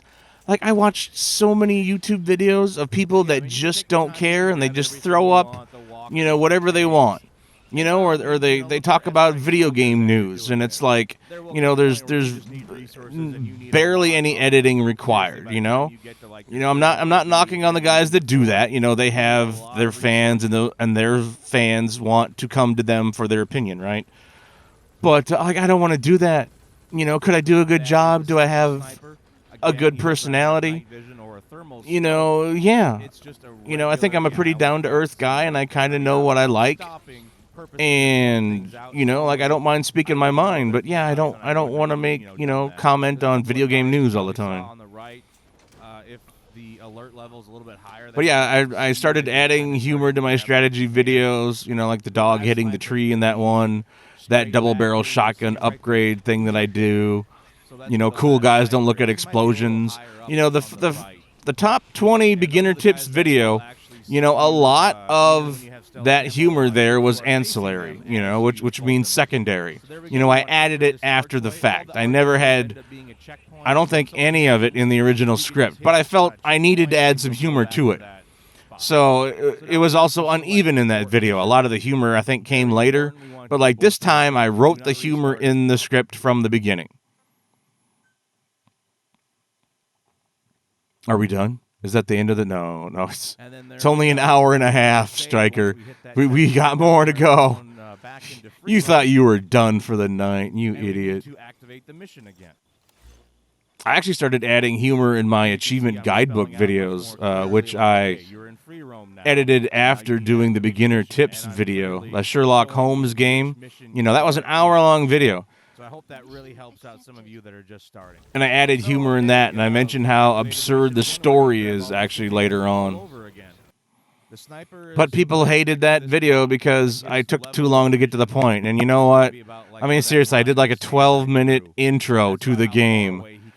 So I learned my lesson there. You know, it's like no one's going to watch your hour-long video, even if it was well done, because I told people where they could skip and still get the achievements. But it's like, I took too long to get going, so I'm working on, you know, getting to the point quicker. You know, I thought people needed to know the backstory, or they needed to know blah, blah, blah, and ultimately they don't, you know.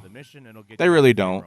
And there we go. We're back on our ACC. Let's see, I talked about Little Billy, but I'm not animating him yet. I'm going to save that for the top 20 games I regret buying, because that's when I started animating him. Sell each copy when we farm. It doesn't work on mission 12. Let's see, we turned off camera shake. I'm just going through my notes. Can't drop it ahead of time like we did in Infinite S-rank females. Okay. It doesn't work. Here, let me... Yeah, here's one of the bonus. Like this thing here. Like, I knew about it in the game. You know, maybe not right away, but, you know, that electricity and rain mix. You know, you can take the pole down and shock all the guys. Like, I knew this, you know, probably within a month of playing the game. Because I got about 80 hours into the game the first couple of weeks it was out. You know, I played nothing but Metal Gear Solid 5 for the first month and a half I had the game. Obviously, we need to wake a few of them up here first. But, so I knew about it, but it's like, you know, when you're doing tip videos, this isn't a tip, you know? It doesn't fit in the kind of videos that I do. You know, strategy or whatnot. And I didn't do just, you know, dick around videos. Well, I did the truck driving adventures, didn't I? That was kind of dicking around in Metal Gear Solid 5, I guess. Yeah, it has to be in the rain, because if it's it's not. But I just, never got to this. Ooh, that worked. Why do I always do the runway walk away from camera? Seriously, every time. That is foreshadowing for the runway walk music that I end up using. If you're standing too close, this might happen. Yeah, I knew I had to include one with me getting shot. Go across the ground and hit you and Okay, so that was it. I just wanted S-rank females. That one's going to take a little bit of time. About the 2 ads that I had to put in this video, but hey, And the other... I got one Here, let me get... I need to open up but yeah, this one comment on the Stryker of Enyo radio pack. Number 2, Infinite. So yeah, this is actually on my site. I believe it's got like 60 or 70,000 views. It's like 65,000. So I decided, like, well, you know, that's one of the not second highest, but it is one of the higher videos that I had. Like, this video started to get views, and it kept on getting views. I see the fuck up fairy. Yeah, it's really weird that his mouth doesn't move, because, you know, it's a process. It doesn't take too long to do. But Stryker, why are you revisiting this old video? It worked fine before. Here, let me open up this other...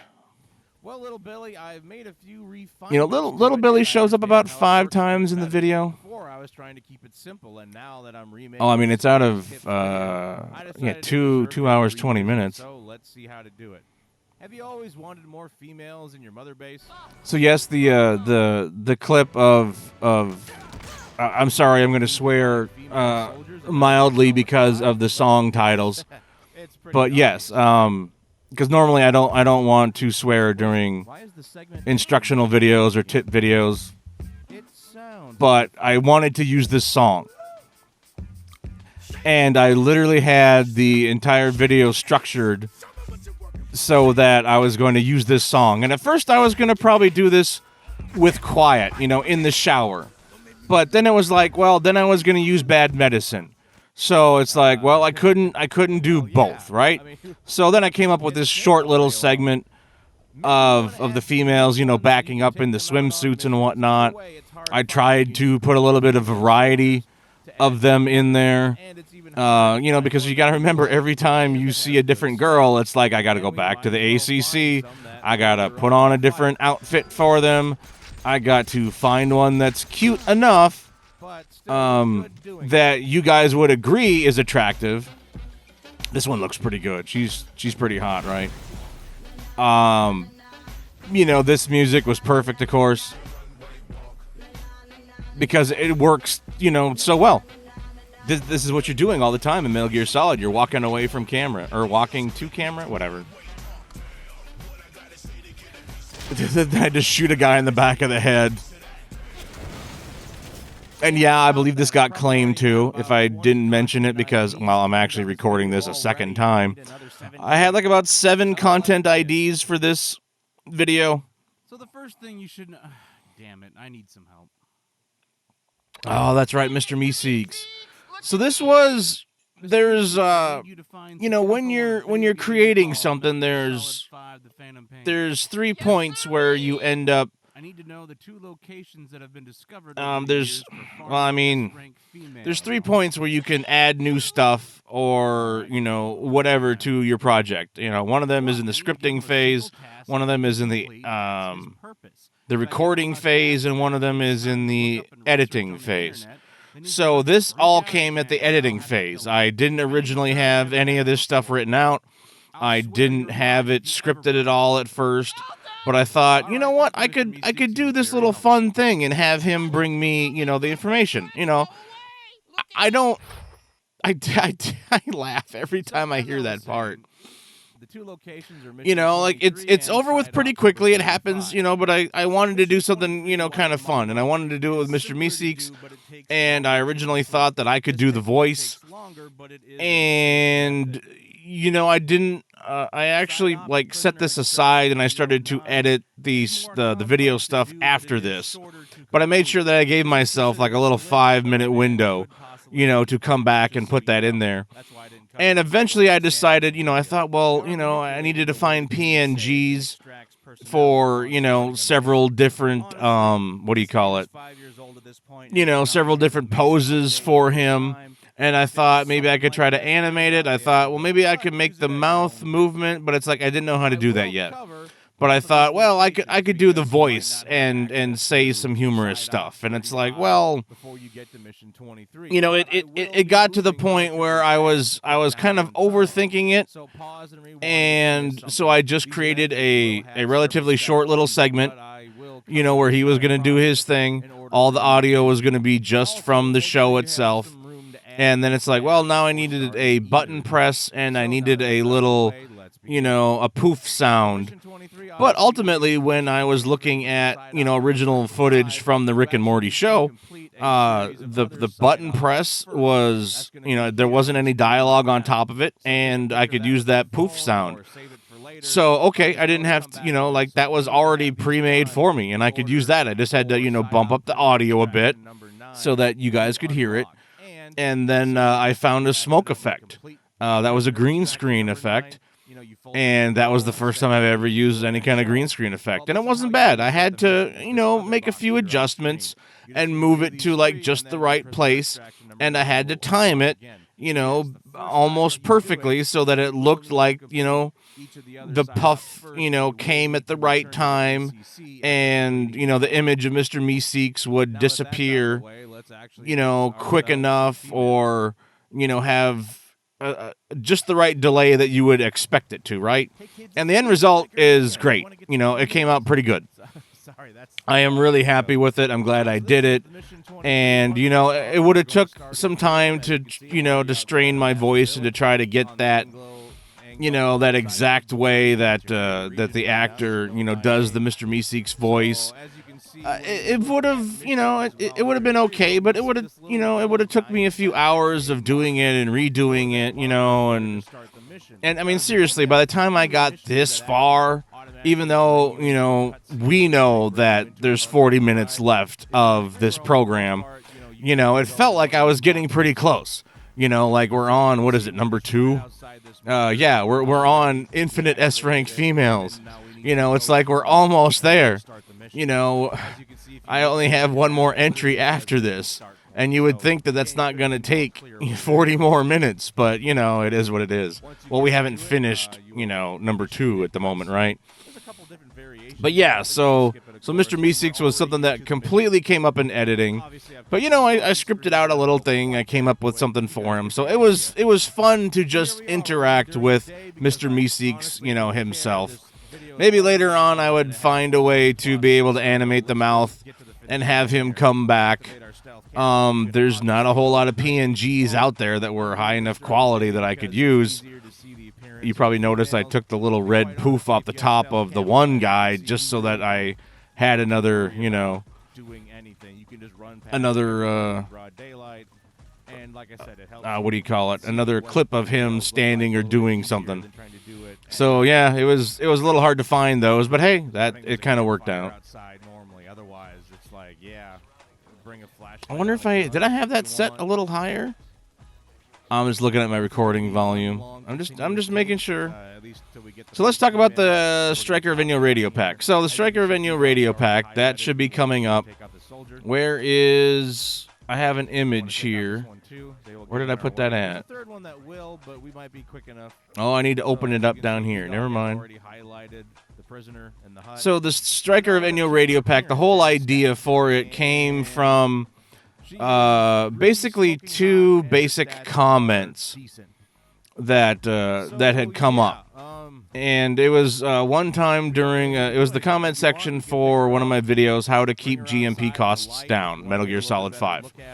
So there's a guy called Halo Storm X, and he put something in there because I had footage of me, Snake dressed up with zebra print camouflage.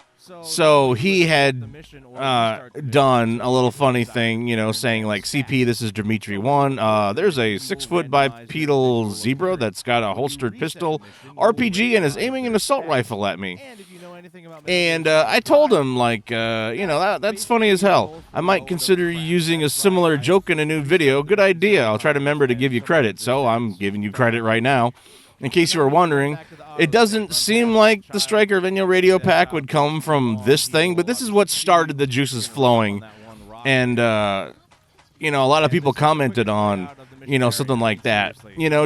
This was just the simple fact of having a radio voice say something, that Snake was doing that caught him, essentially with his pants down. Like, there's a guy over here. You might want to check this out. So that started it.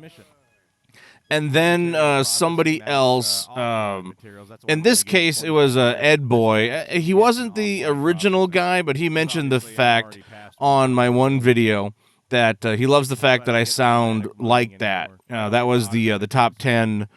I'm putting this on screen as well. That I sound just like Kaz when I press the left bumper.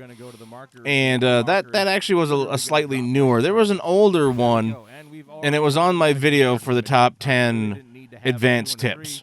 Someone else said that I sounded just like Kaz Miller, or someone said I sounded like Ocelot, and I commented the fact that you were very kind, but it was really just a crappy mic. I never intended to make it sound like a radio effect.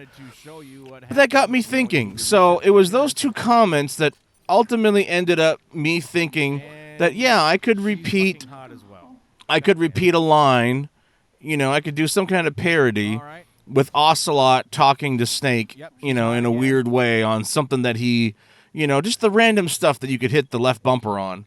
She's also pretty damn. And because someone else also said, like, Ganymede said, you're basically a real life Kaz Miller. Thanks. And if you don't know in the game, Kaz Miller will chime in on certain things, and Ocelot will also chime in on certain things.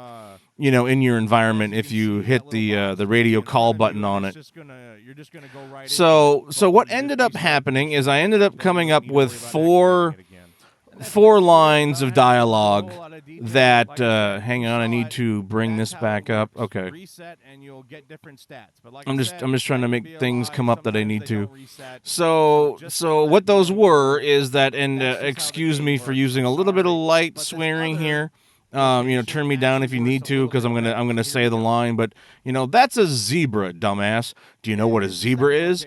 Black and white stripes is a dead giveaway. I came up with that line. Then I did the one about that's a Russian soldier. They drink a lot and would become extinct a year after President Reagan. Blah blah blah. So then I did that one, and then that's a crap house, Snake. Although I don't say the word crap. It's a house. You go inside and then take a crap. It was a very popular pastime in the Middle East from 1969 to 1984 because obviously 69 dudes, it's a Bill and Ted reference as well. They obviously used outhouses before 1969. And then I had another idea for a line that, that's a giant effing bear. It'll rip your head off and blank, blank, blank your eye sockets out. So I had those four lines, and when it comes to recording audio for something, you're thinking like, well, I'm going to record this audio, and then I'm going to add, I'm going to change up a filter, or essentially the. I'm sorry, I can't think. This is the second night in a row that I've recorded over 3 hours of audio, and I decided to drop the first group because I fumbled my words a few times, and I guess I shouldn't have been so hard on myself, but I'm doing this all a second time. But anyway, the equalizer. So, I'm going to make some changes, and I'm going to, I'm going to make a bunch of changes to make it sound like I'm doing a radio effect, right? And I only want to do, it once. And I might not necessarily remember exactly how I do what I need to do in order to get it sound like a radio walkie-talkie voice, right? So like, well, I'll record another, I'll just riff, off the top of my head. And I did that, and I recorded like 10 minutes of audio, on top of that, on top of those four lines that I did. And I came up with a few different things. I came up with the there's no guards outside my door, right? I can just leave whenever I want. I'm going to live my life. I came up with that idea. Then I came up with another idea that, had Snake basically hitting, the call button on every rock and tree.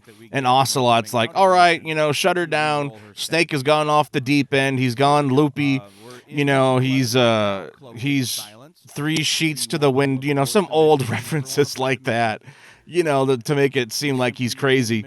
And, shut it down. We're not going to get anything out of him. He's off the reservation, all these older phrases. And, then I thought about it, and it's like, well, I can't have two different endings to it. I need to keep the one where he basically gets in a car and drives away. That's the funnier one by far. So ultimately, out of those 10 extra minutes that I recorded, I only was able to keep about 10 minutes of it. And that's kind of why the audio sounds different. In some places, like the one line, that a Native American guy said, that you were going to cut off my arm. What's that all about? That's why that sounds differently, because that was processed before. It was processed earlier, and it was in a different way. It also ended up being kind of quiet. I wish I would have re-recorded that line of dialogue, but I didn't. So a couple of them don't match, or they sound different than the other stuff. But yeah, so then I took those 2 minutes and I basically rewrote it, because I had a kernel, because I thought of it off the top of my head. I didn't have anything written down. So I went back to the drawing board and thought up of the lines to get Ocelot to the point of, I'm going to go and live my life, and slam the car door and drive away.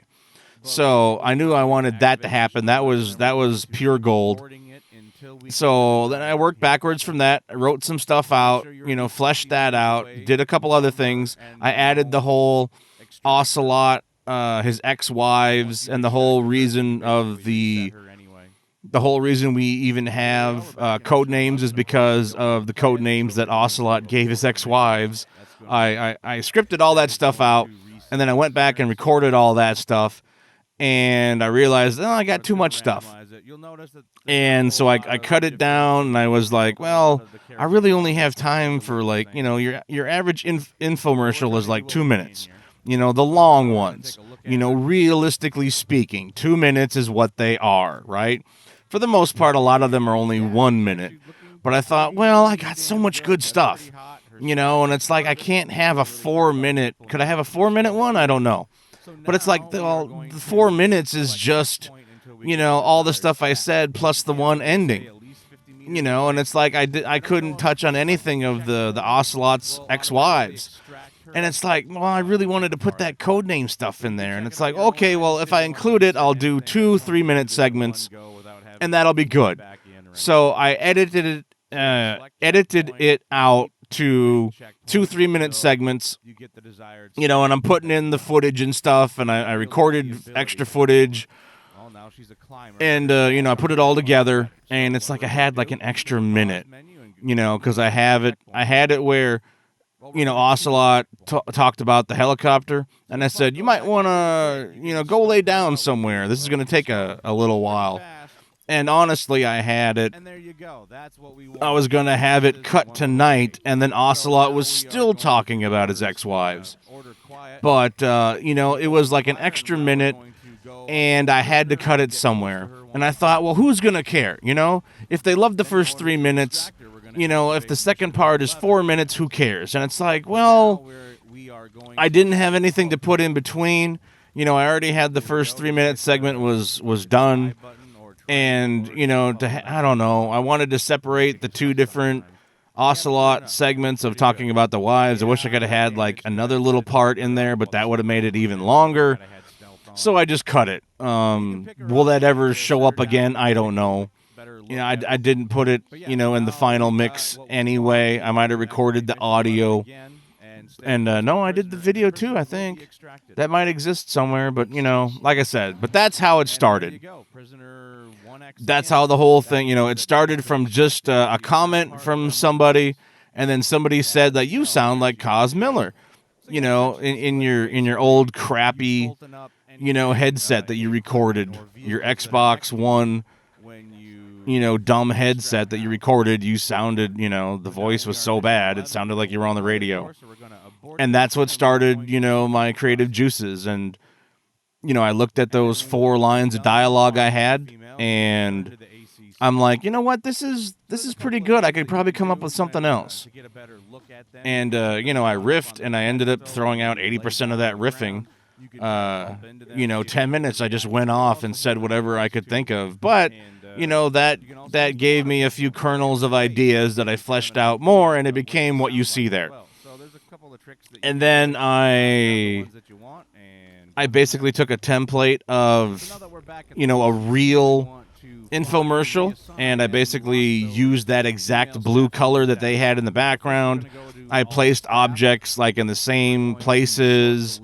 You might notice like the above the phone number it says like not a toll-free call, like that. I think actually came from the real image. There was the credit cards that came from a real image somewhere. So I patterned it and tried to lay it out exactly like you would see an infomercial. The gold lettering, that's usually what you would see, because gold on top of a dark blue, that works really well. It stands out. And that's where it came from. And the phone number, of course, of those of you that have called it, for those of you that have asked, it's the Rickroll number. It's a real phone number. Somebody said like, oh, well, you said don't call it because, it's not real and it's all fake. But it's like, well, yeah, but did you try to call it anyway? So I hinted at a few people that asked, you might want to try to call that phone number, and it's not a toll-free number, but whatever. But yeah, that was actually a number.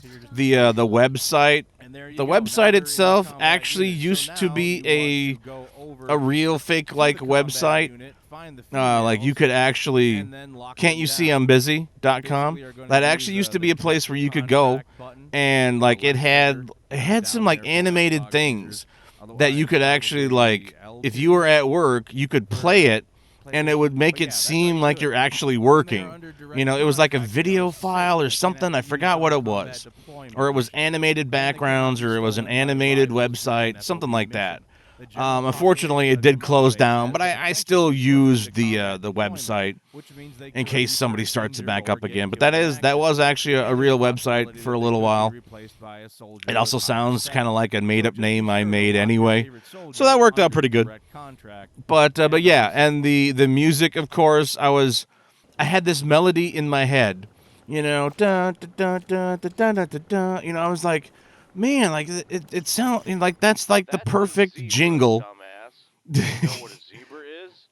That's the perfect jingle for an infomercial, and I can't find it. I can't think of it. You're listening to it right now. It's like, man, what is that? And it eventually came to me. The music I was thinking of was the theme to He-Man. So this is literally the best thing I have ever done. I mean, seriously, it's funny as hell. I did actually, before I threw away. Yeah, see, like this really comes really muted. That's because that came from that first 10 minutes that I changed. Do not download. Button is fake. You'll only pause the video. Please. I like that button is fake. Do not push. You'll only pause the video. That was. I used to have my own Russian helicopter, but then my first it's just Ocelot. Like, I used to have my own Russian helicopter. Just his suaveness. That little. That bastard. But yeah, I literally had a transition where he was, he ended up laying here, and then it became nighttime, and he started to move in the base. I think did I do that right here? I'm not sure, but I knew that the helicopter kept circling around. But this reference that he says is actually reference to True Lies. Somebody in the comments actually picked that out. That was one of my favorite lines from the movie True Lies, and so I used that. Could you stop hitting that button, Snake? I'm kind of limited to the. Yeah, that was the moment when I thought, like, oh, he's going to be clicking on every tree and every bush, and Ocelot will get pissed, and then he'll shut it all down. But I couldn't have two endings, so I went with the car driving away thing. That still worked better. But yeah, it's one of the best things I did, and it took time. Any good idea any great idea worth it. It's going to take time to formulate, and you have to kind of work it out. And it's you know, some people think like the whole thing just comes to you in your head, and it's like, no, it's a process. You talk to any comedian, and it's like, Don't radio me on that. that look of that goat, my gosh, that was perfect. A sad looking goat. Just the fact that Ocelot gets so pissed. I loved it. Stay here, do I, Snake? I gotta get out of here. And I had to purposely record a single segment long enough for him to go out the door, get in his car, and drive off. So, like, because, you know, I don't know how long it's going to be yet, but I'm purposely leaving this whole segment long enough so that all stop effing around. You know, that was great. Yeah, they would always have flashing things on there too. So I tried to emulate that. But yeah, this is literally just the He-Man theme at the end of the show. So, you know, without any kind of voiceover. Shadow Mar Drive. That's actually an example of another fake address that is on a website somewhere. I think I took a photo of that. But yeah, they had that exact same thing. Kenner, LA. There is no state that's LA, of course. You know, fake state, fake everything. Oh, but yeah. So that it took a while to cultivate that idea, but it was totally worth it. It was a lot of fun, and it's like, you know, you normally don't get that kind of time. And here's that some random SHIT guy. Thanks for making that comment. I used that. Like I said, I wasn't not that I was necessarily planning on making D Walker be the number one thing, but I remembered in the back of my head, you know, he doesn't have boobs, he isn't cute. I remembered that from that person's comment. So I put it in there. Because that's where most accidents happen. And I'm looking at. Well, remember that. You start creating new insults every time you show up. But yeah, bad medicine. I knew I was going to use it. Fair enough. Well, remember that I wanted shake your ass. I knew I wanted to do that, and the jingle was perfect, and I knew that was going to be the punchline. And I was actually going to wait to do the payoff for shake your ass. That was going to be number one. Because I think at a certain point I thought Quiet was going to be the number one, or I thought I was gonna. I thought I was going to revisit all the buddies, right? You know, D-Dog is still mentioned here and Quiet, so I was going to pay off the Quiet thing like right here. But the whole bad medicine thing worked so much better. So, and the whole bad medicine thing, I originally was just looking up the audio, and it just so happens that the audio from, Jay and Silent Bob Strikes Back, you know, the movie, because I remember that scene from the movie, of course. So that happened to be in HD, and so, like, I was going to take the music off of that, you know, as... you know, what I was going to use in my video here. So, and I kind of forgot that, well, Jay doesn't say too much. He does. He actually does say a few things. So as I was, you know, having the shower scene with Quiet, then in the background, I heard Jay say what he does here. And I'm like, well, wait a minute. Why couldn't I just cut it to him? So, he originally wasn't going to be in here. But then I end up making this whole scene. Like, this is actually a frame-by-frame cut, perfect, of the footage that you see of Jay.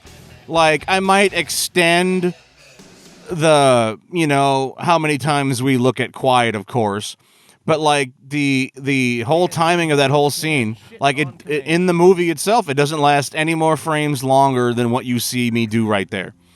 So, and I basically just overlaid the moments that you normally would see the other girl, you know, right on top. I would cut over to Jay's reaction, And then when it would do that multi, zoom in, like I made each one of those beats frame perfect, to the original, so that hopefully your brain also recognizes that, hey, this is from that movie that you love so much.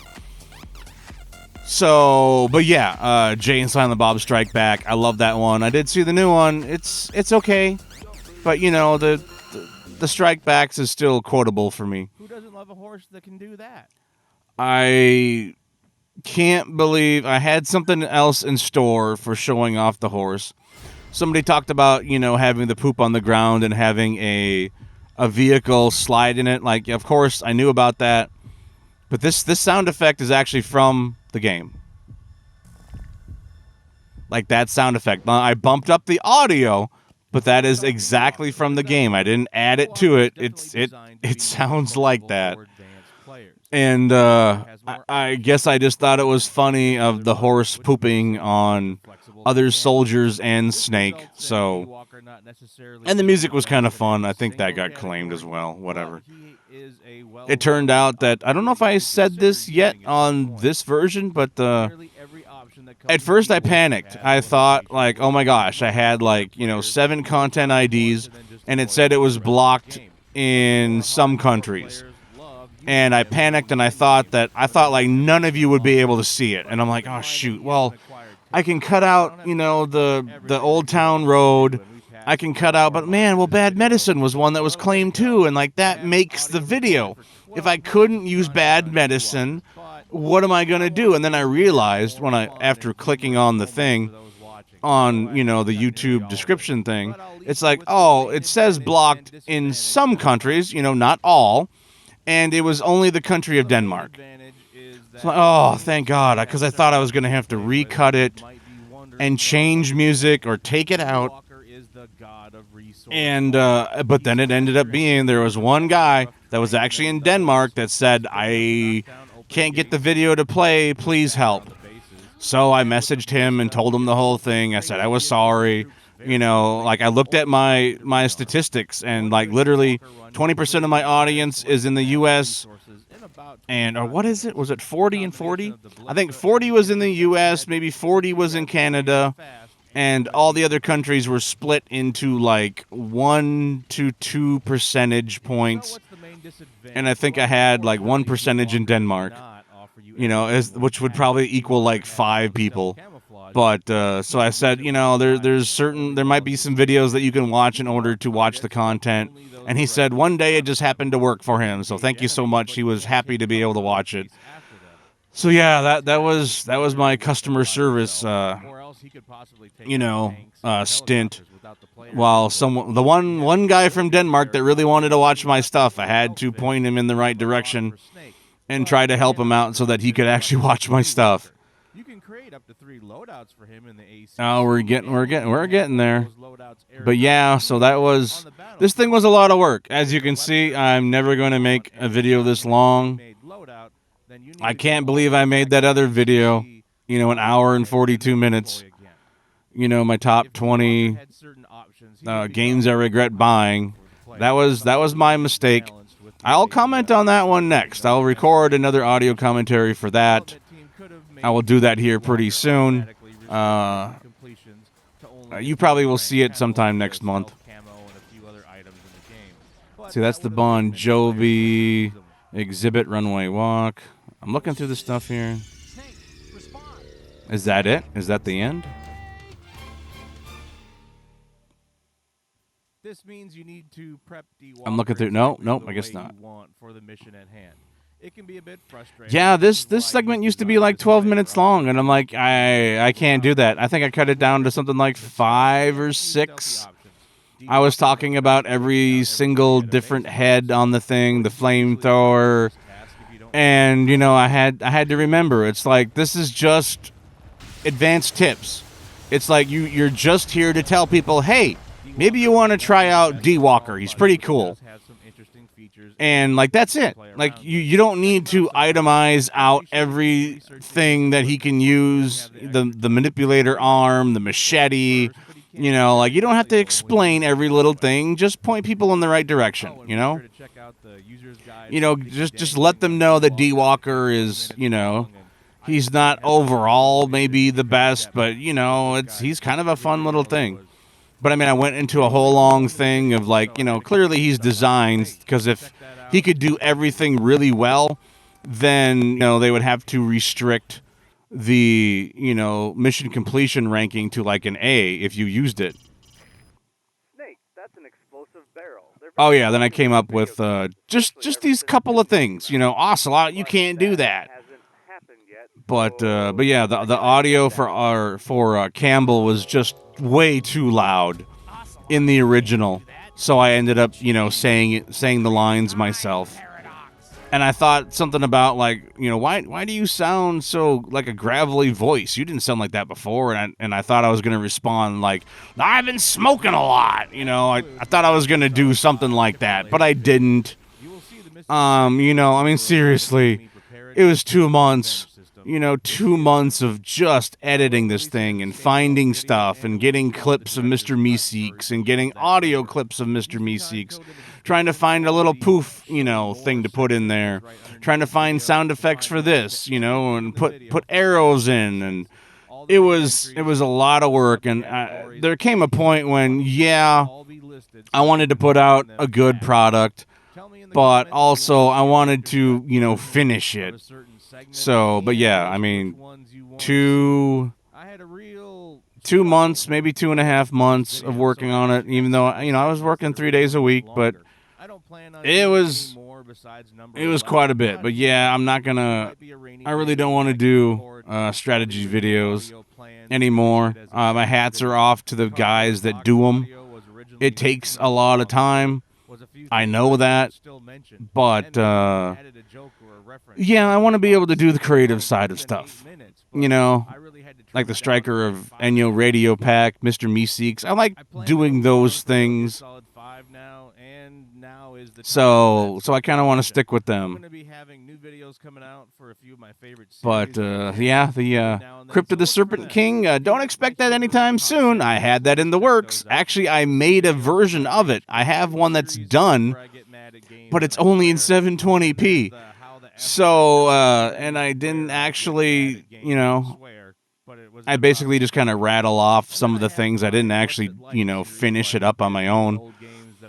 Yeah, you won't see that one. What's it like? I plan on bringing that back.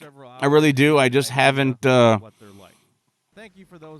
that one might go over pretty good. That might actually get some views. I really should. I really should put out a What's It Like. You know, it's not too bad.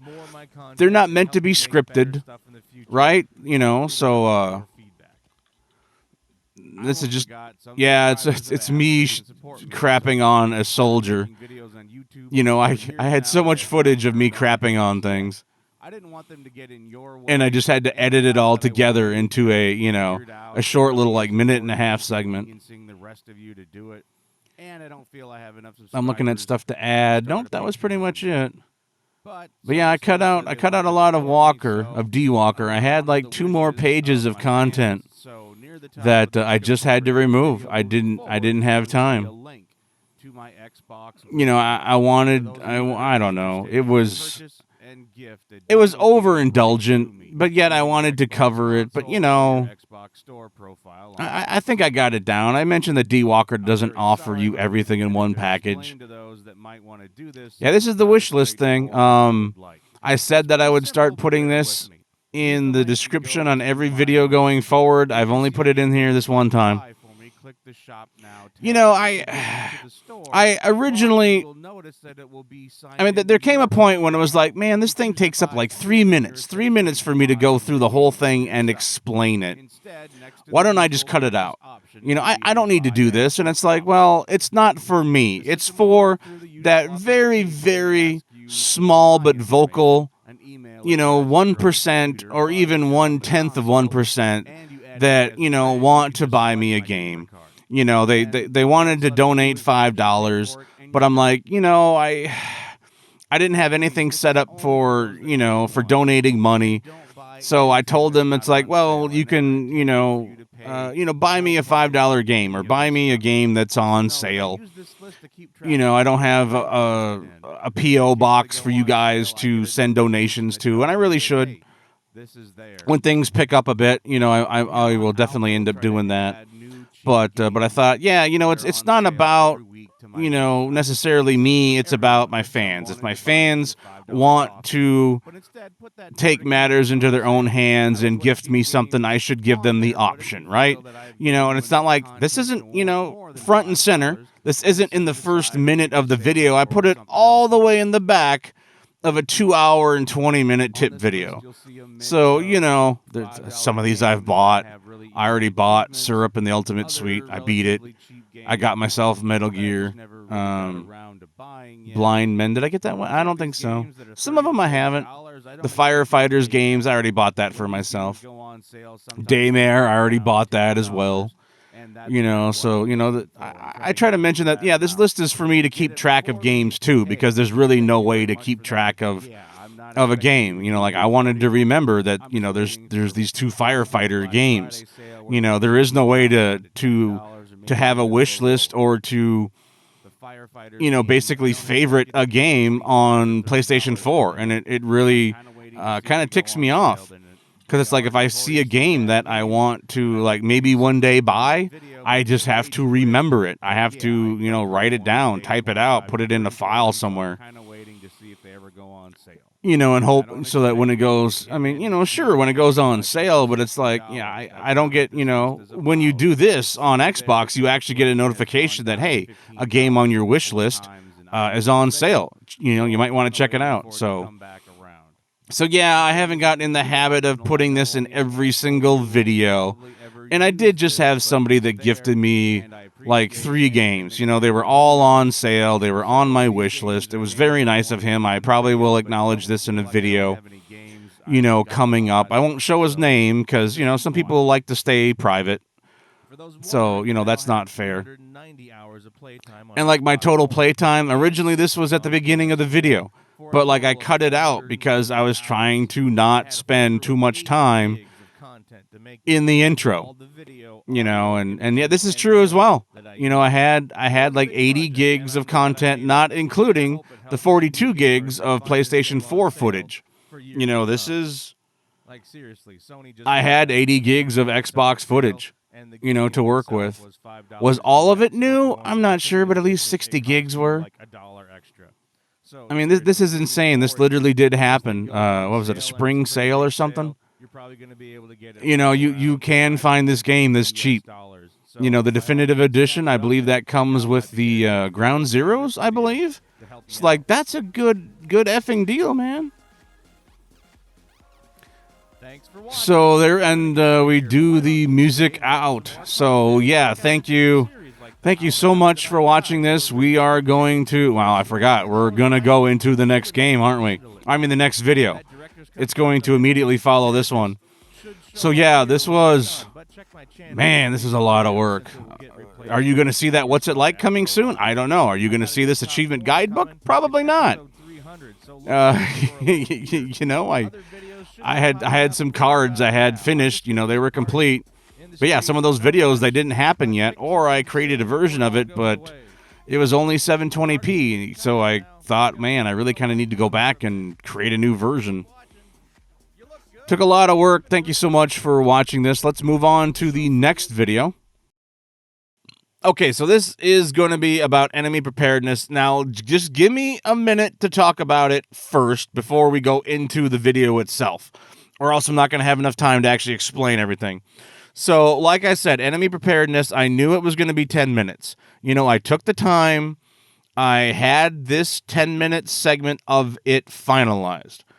It was already cut together. I had everything in it that you see as is. I didn't add or take away anything to it aside from what was before and after that middle 10-minute segment. So when I thought, well, if I put that in, I'm going to be looking at a video that's around 2 hours and 30 minutes. And that was too much. And honestly, at the last minute, I wanted to make sure it was under 220. Because I thought if people see 220, they're going to freak out. But if I can do 219, it might be a little bit better. So I cut out a second here or 5 seconds there, just to get it under 220. Because I thought that was going to, people just wouldn't want to watch it. People don't want to watch it anyway. But I couldn't be 2.5 hours. That was just too much. And I thought, you know what? Most people aren't going to like this. And as it sits right now, there's like what we're looking at. There's 30,000 views for the top 20 advanced tips.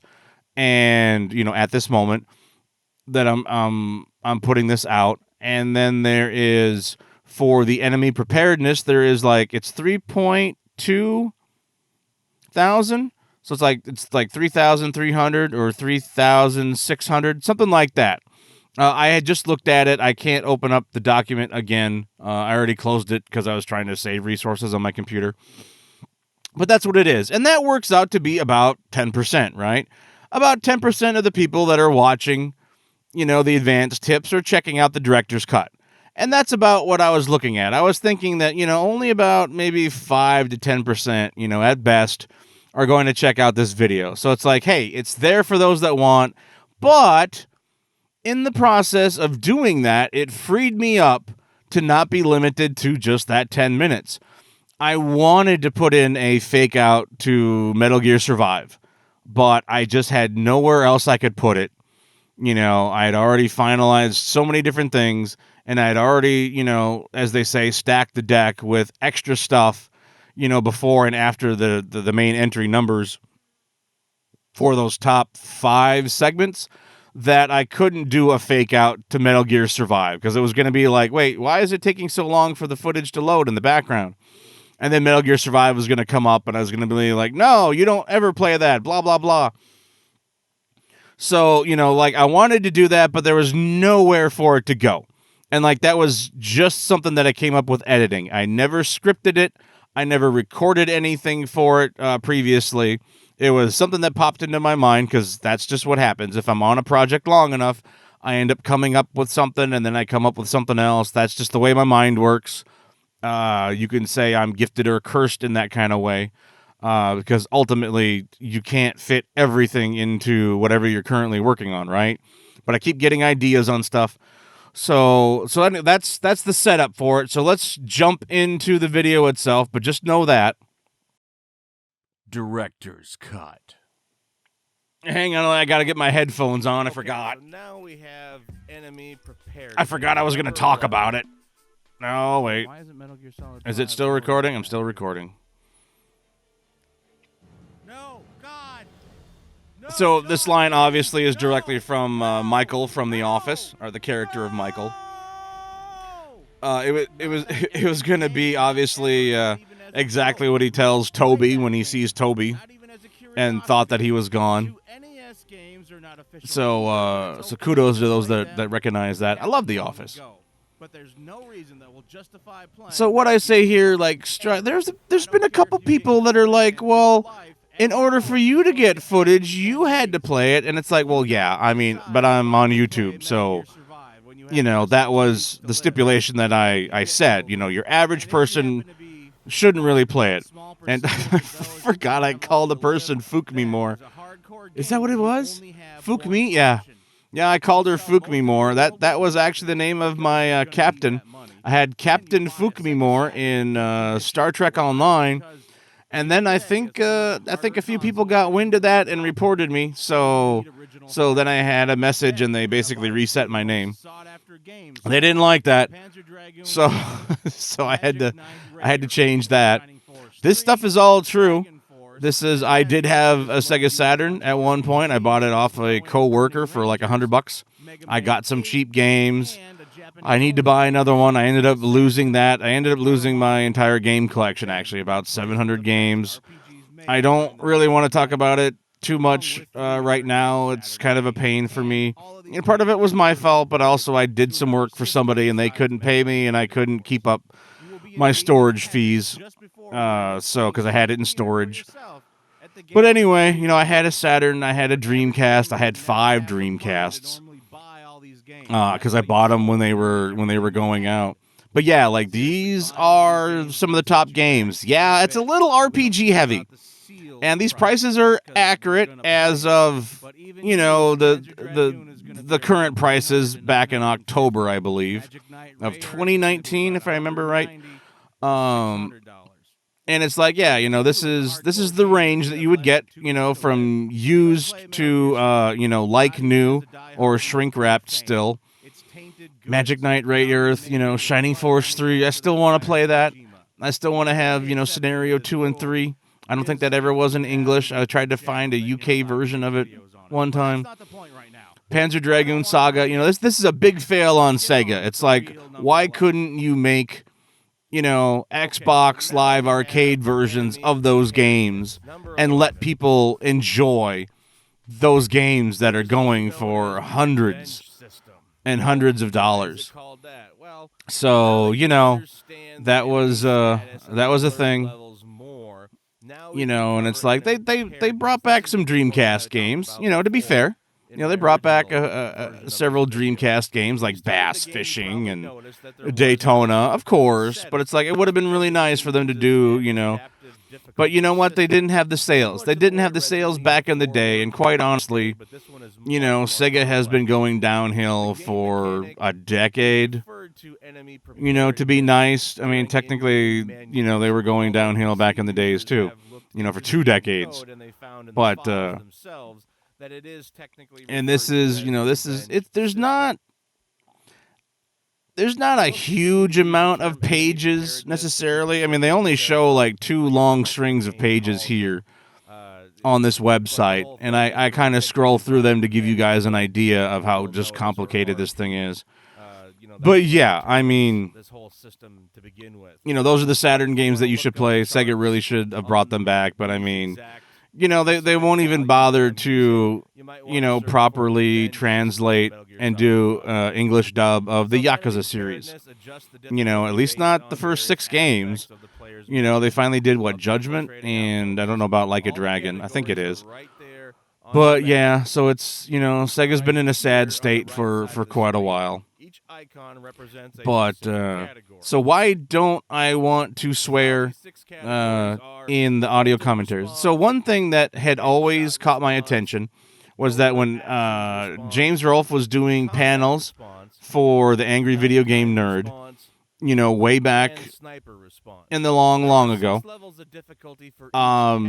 you would see a bunch of like 10 and 12-year-old boys there, and then you would see their mothers sitting next to them.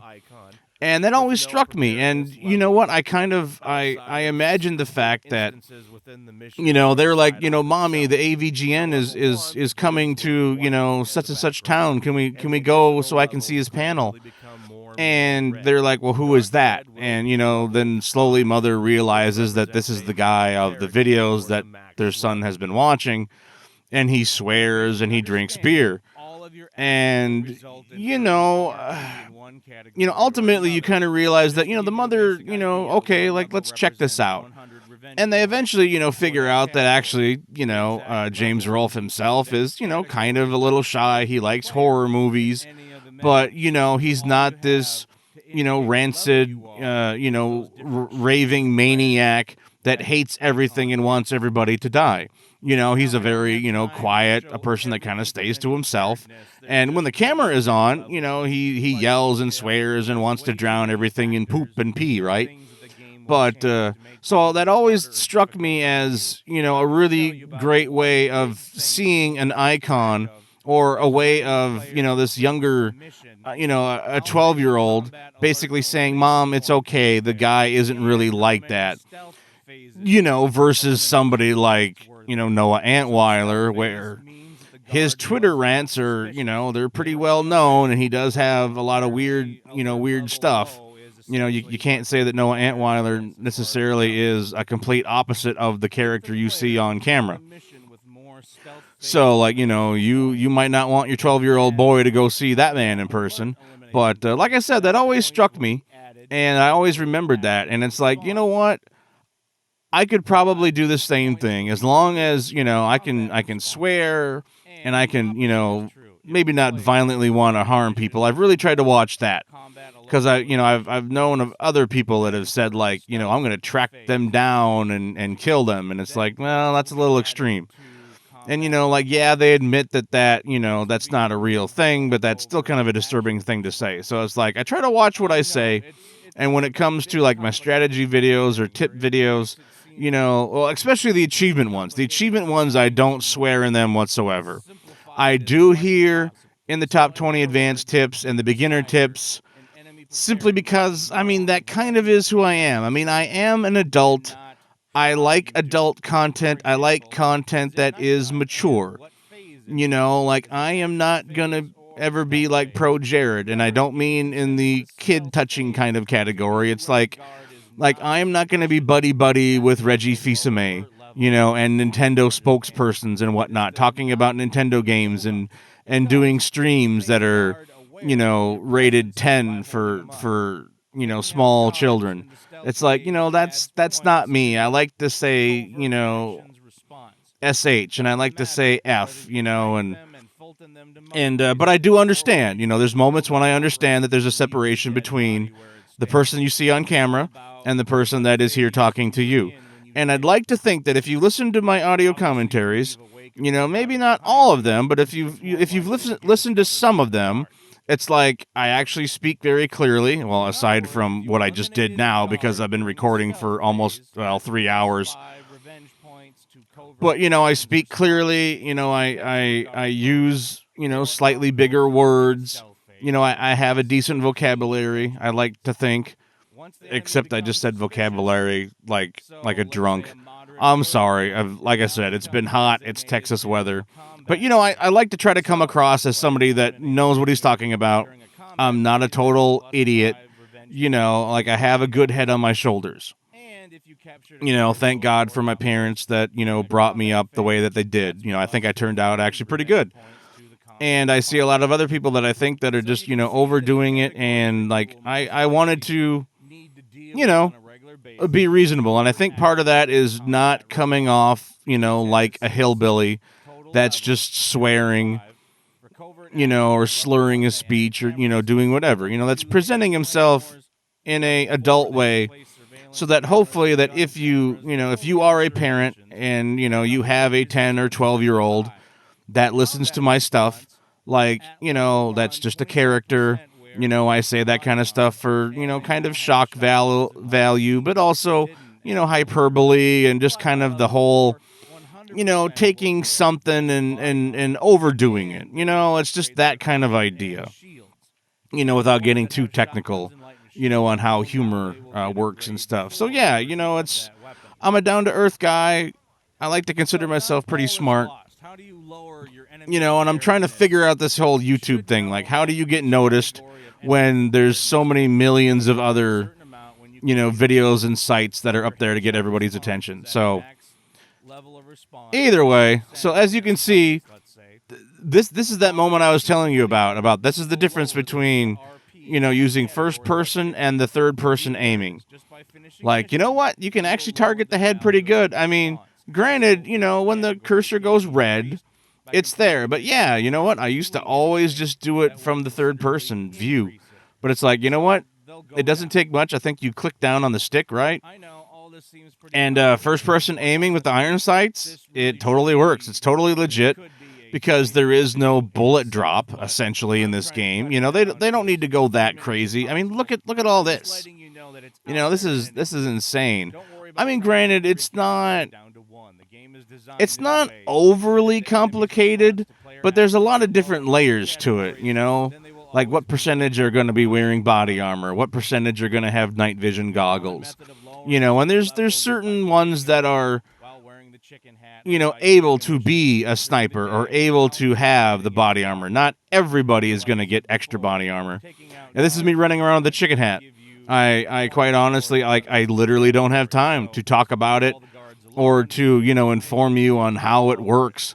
I just figured I would use it. I recorded a little bit of footage of me using it to kind of see for myself, because literally I have been playing for like 300 or 400 hours at that point, and I never used the chicken hat because I thought that if I did, I would void myself an achievement. But so yeah, this is the main thing about the capped categories. So obviously, as you can see, before you beat mission 30, you could go up to level 5 in all the revenge categories. But once you beat level 30, then it's like, okay, you can hit max level. So, you know, like otherwise, if you're only at mission 18, you know, you can only get up to the 3rd level of the revenge category, you know? So it's like the game only goes so hard. So it's like, you know, you're only going to have like what, maybe 30% wearing body armor or 40% wearing body armor. Like it would cap off at that around mission 18.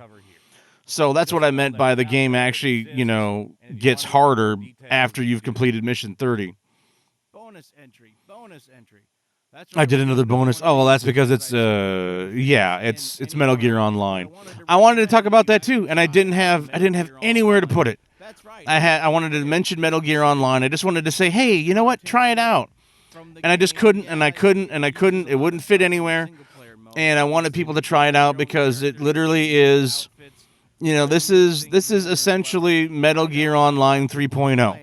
There is only 2 other versions of Metal Gear Online that you cannot play anymore.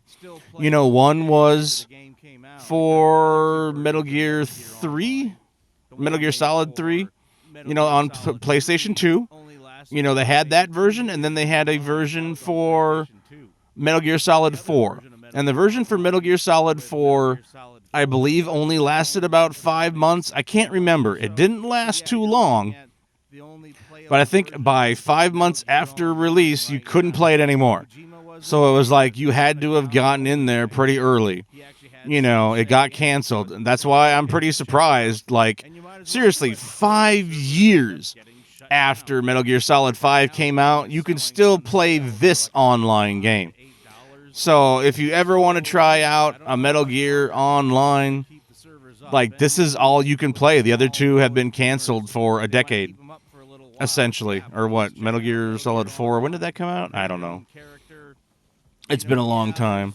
Yeah, you're going to get stomped in the ground because ultimately all you're going to get is either all brand new players, and you're always going to get a handful of people that have been, you know, they don't play Call of Duty, they don't play Madden, they've been playing this nonstop, and they love the fact that there's new players playing this so that they can use all their best weapons and their best outfits. So, but I wanted to recommend it, you know, and just take a few minutes, and I couldn't do that in the original video. There was no way. You know, if I would have just took the 10-minute segment and threw it in, I would have a video that's, you know, 2 hours. I'm sorry, I bumped the microphone again. I would have had a video that was 2 hours and 2.5 hours long, and I wouldn't have been able to put this in there. But once I decided to take this out of the main video, it freed me up, and I was able to add, you know, another 8 minutes worth of content and not feel like I was, you know, over bloating that original video. So I really appreciate you guys for watching this. I'm really glad you found me. I will still keep on making content. I will still try to improve in everything that I can. I will still try to take your criticism the best way that I can.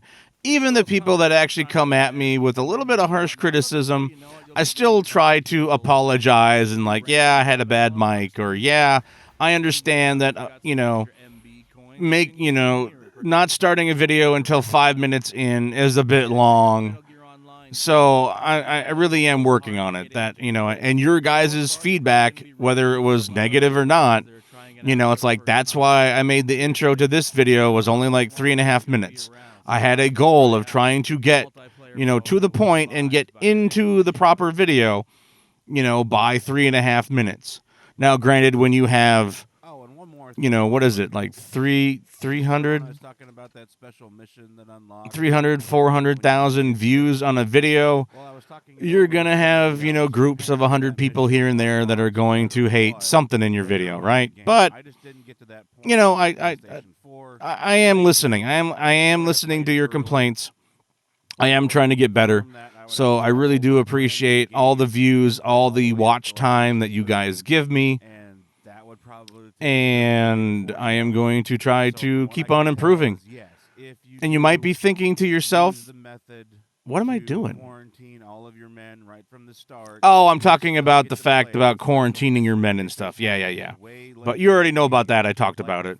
get to the real end. But yeah, so like I said, I appreciate everything. Thank you so much for watching this extremely long and extended audio commentary. But yes, I just wanted to say from the bottom of my heart, I appreciate everything. When you guys see something wrong in a video, give me a comment. You know, hit that dislike button. You know, at the very least, hit the dislike button, and it'll tell me, okay, I need to work on it a little bit more. But granted, you know, if you really want to tell me, you know, just explain it in a comment. You know, hitting that dislike button, it makes you feel good. And I see them, but, you know, ultimately, I don't know what you had an issue with. So, like I said, I always have an open door policy, I guess, you know, what you would call. It's like if I do something wrong, or I say something wrong, or I get something wrong, let me know, and I really will try to do it a much better job at it. So, but yeah, right now I'm still just trying to make the best possible content I can at the moment. My quality is much better. This year, it is way above anything I've really done before. I am trying to make those rage quit videos and the how the F did I die. I'm trying to make them funny, and I'm trying to, you know, or tell a story, or, you know, I'm trying to do something with them that makes them rewatchable. You know, the other stuff that I was doing before, not so much. So like I said, I really appreciate you are the hardcore of the hardest core if you got all the way through this. And to be quite frankly, if you watched the entire top 20 advanced tips video to begin with, you know, not everybody watches that. So thank you so much. We will see you on the next one. Take care.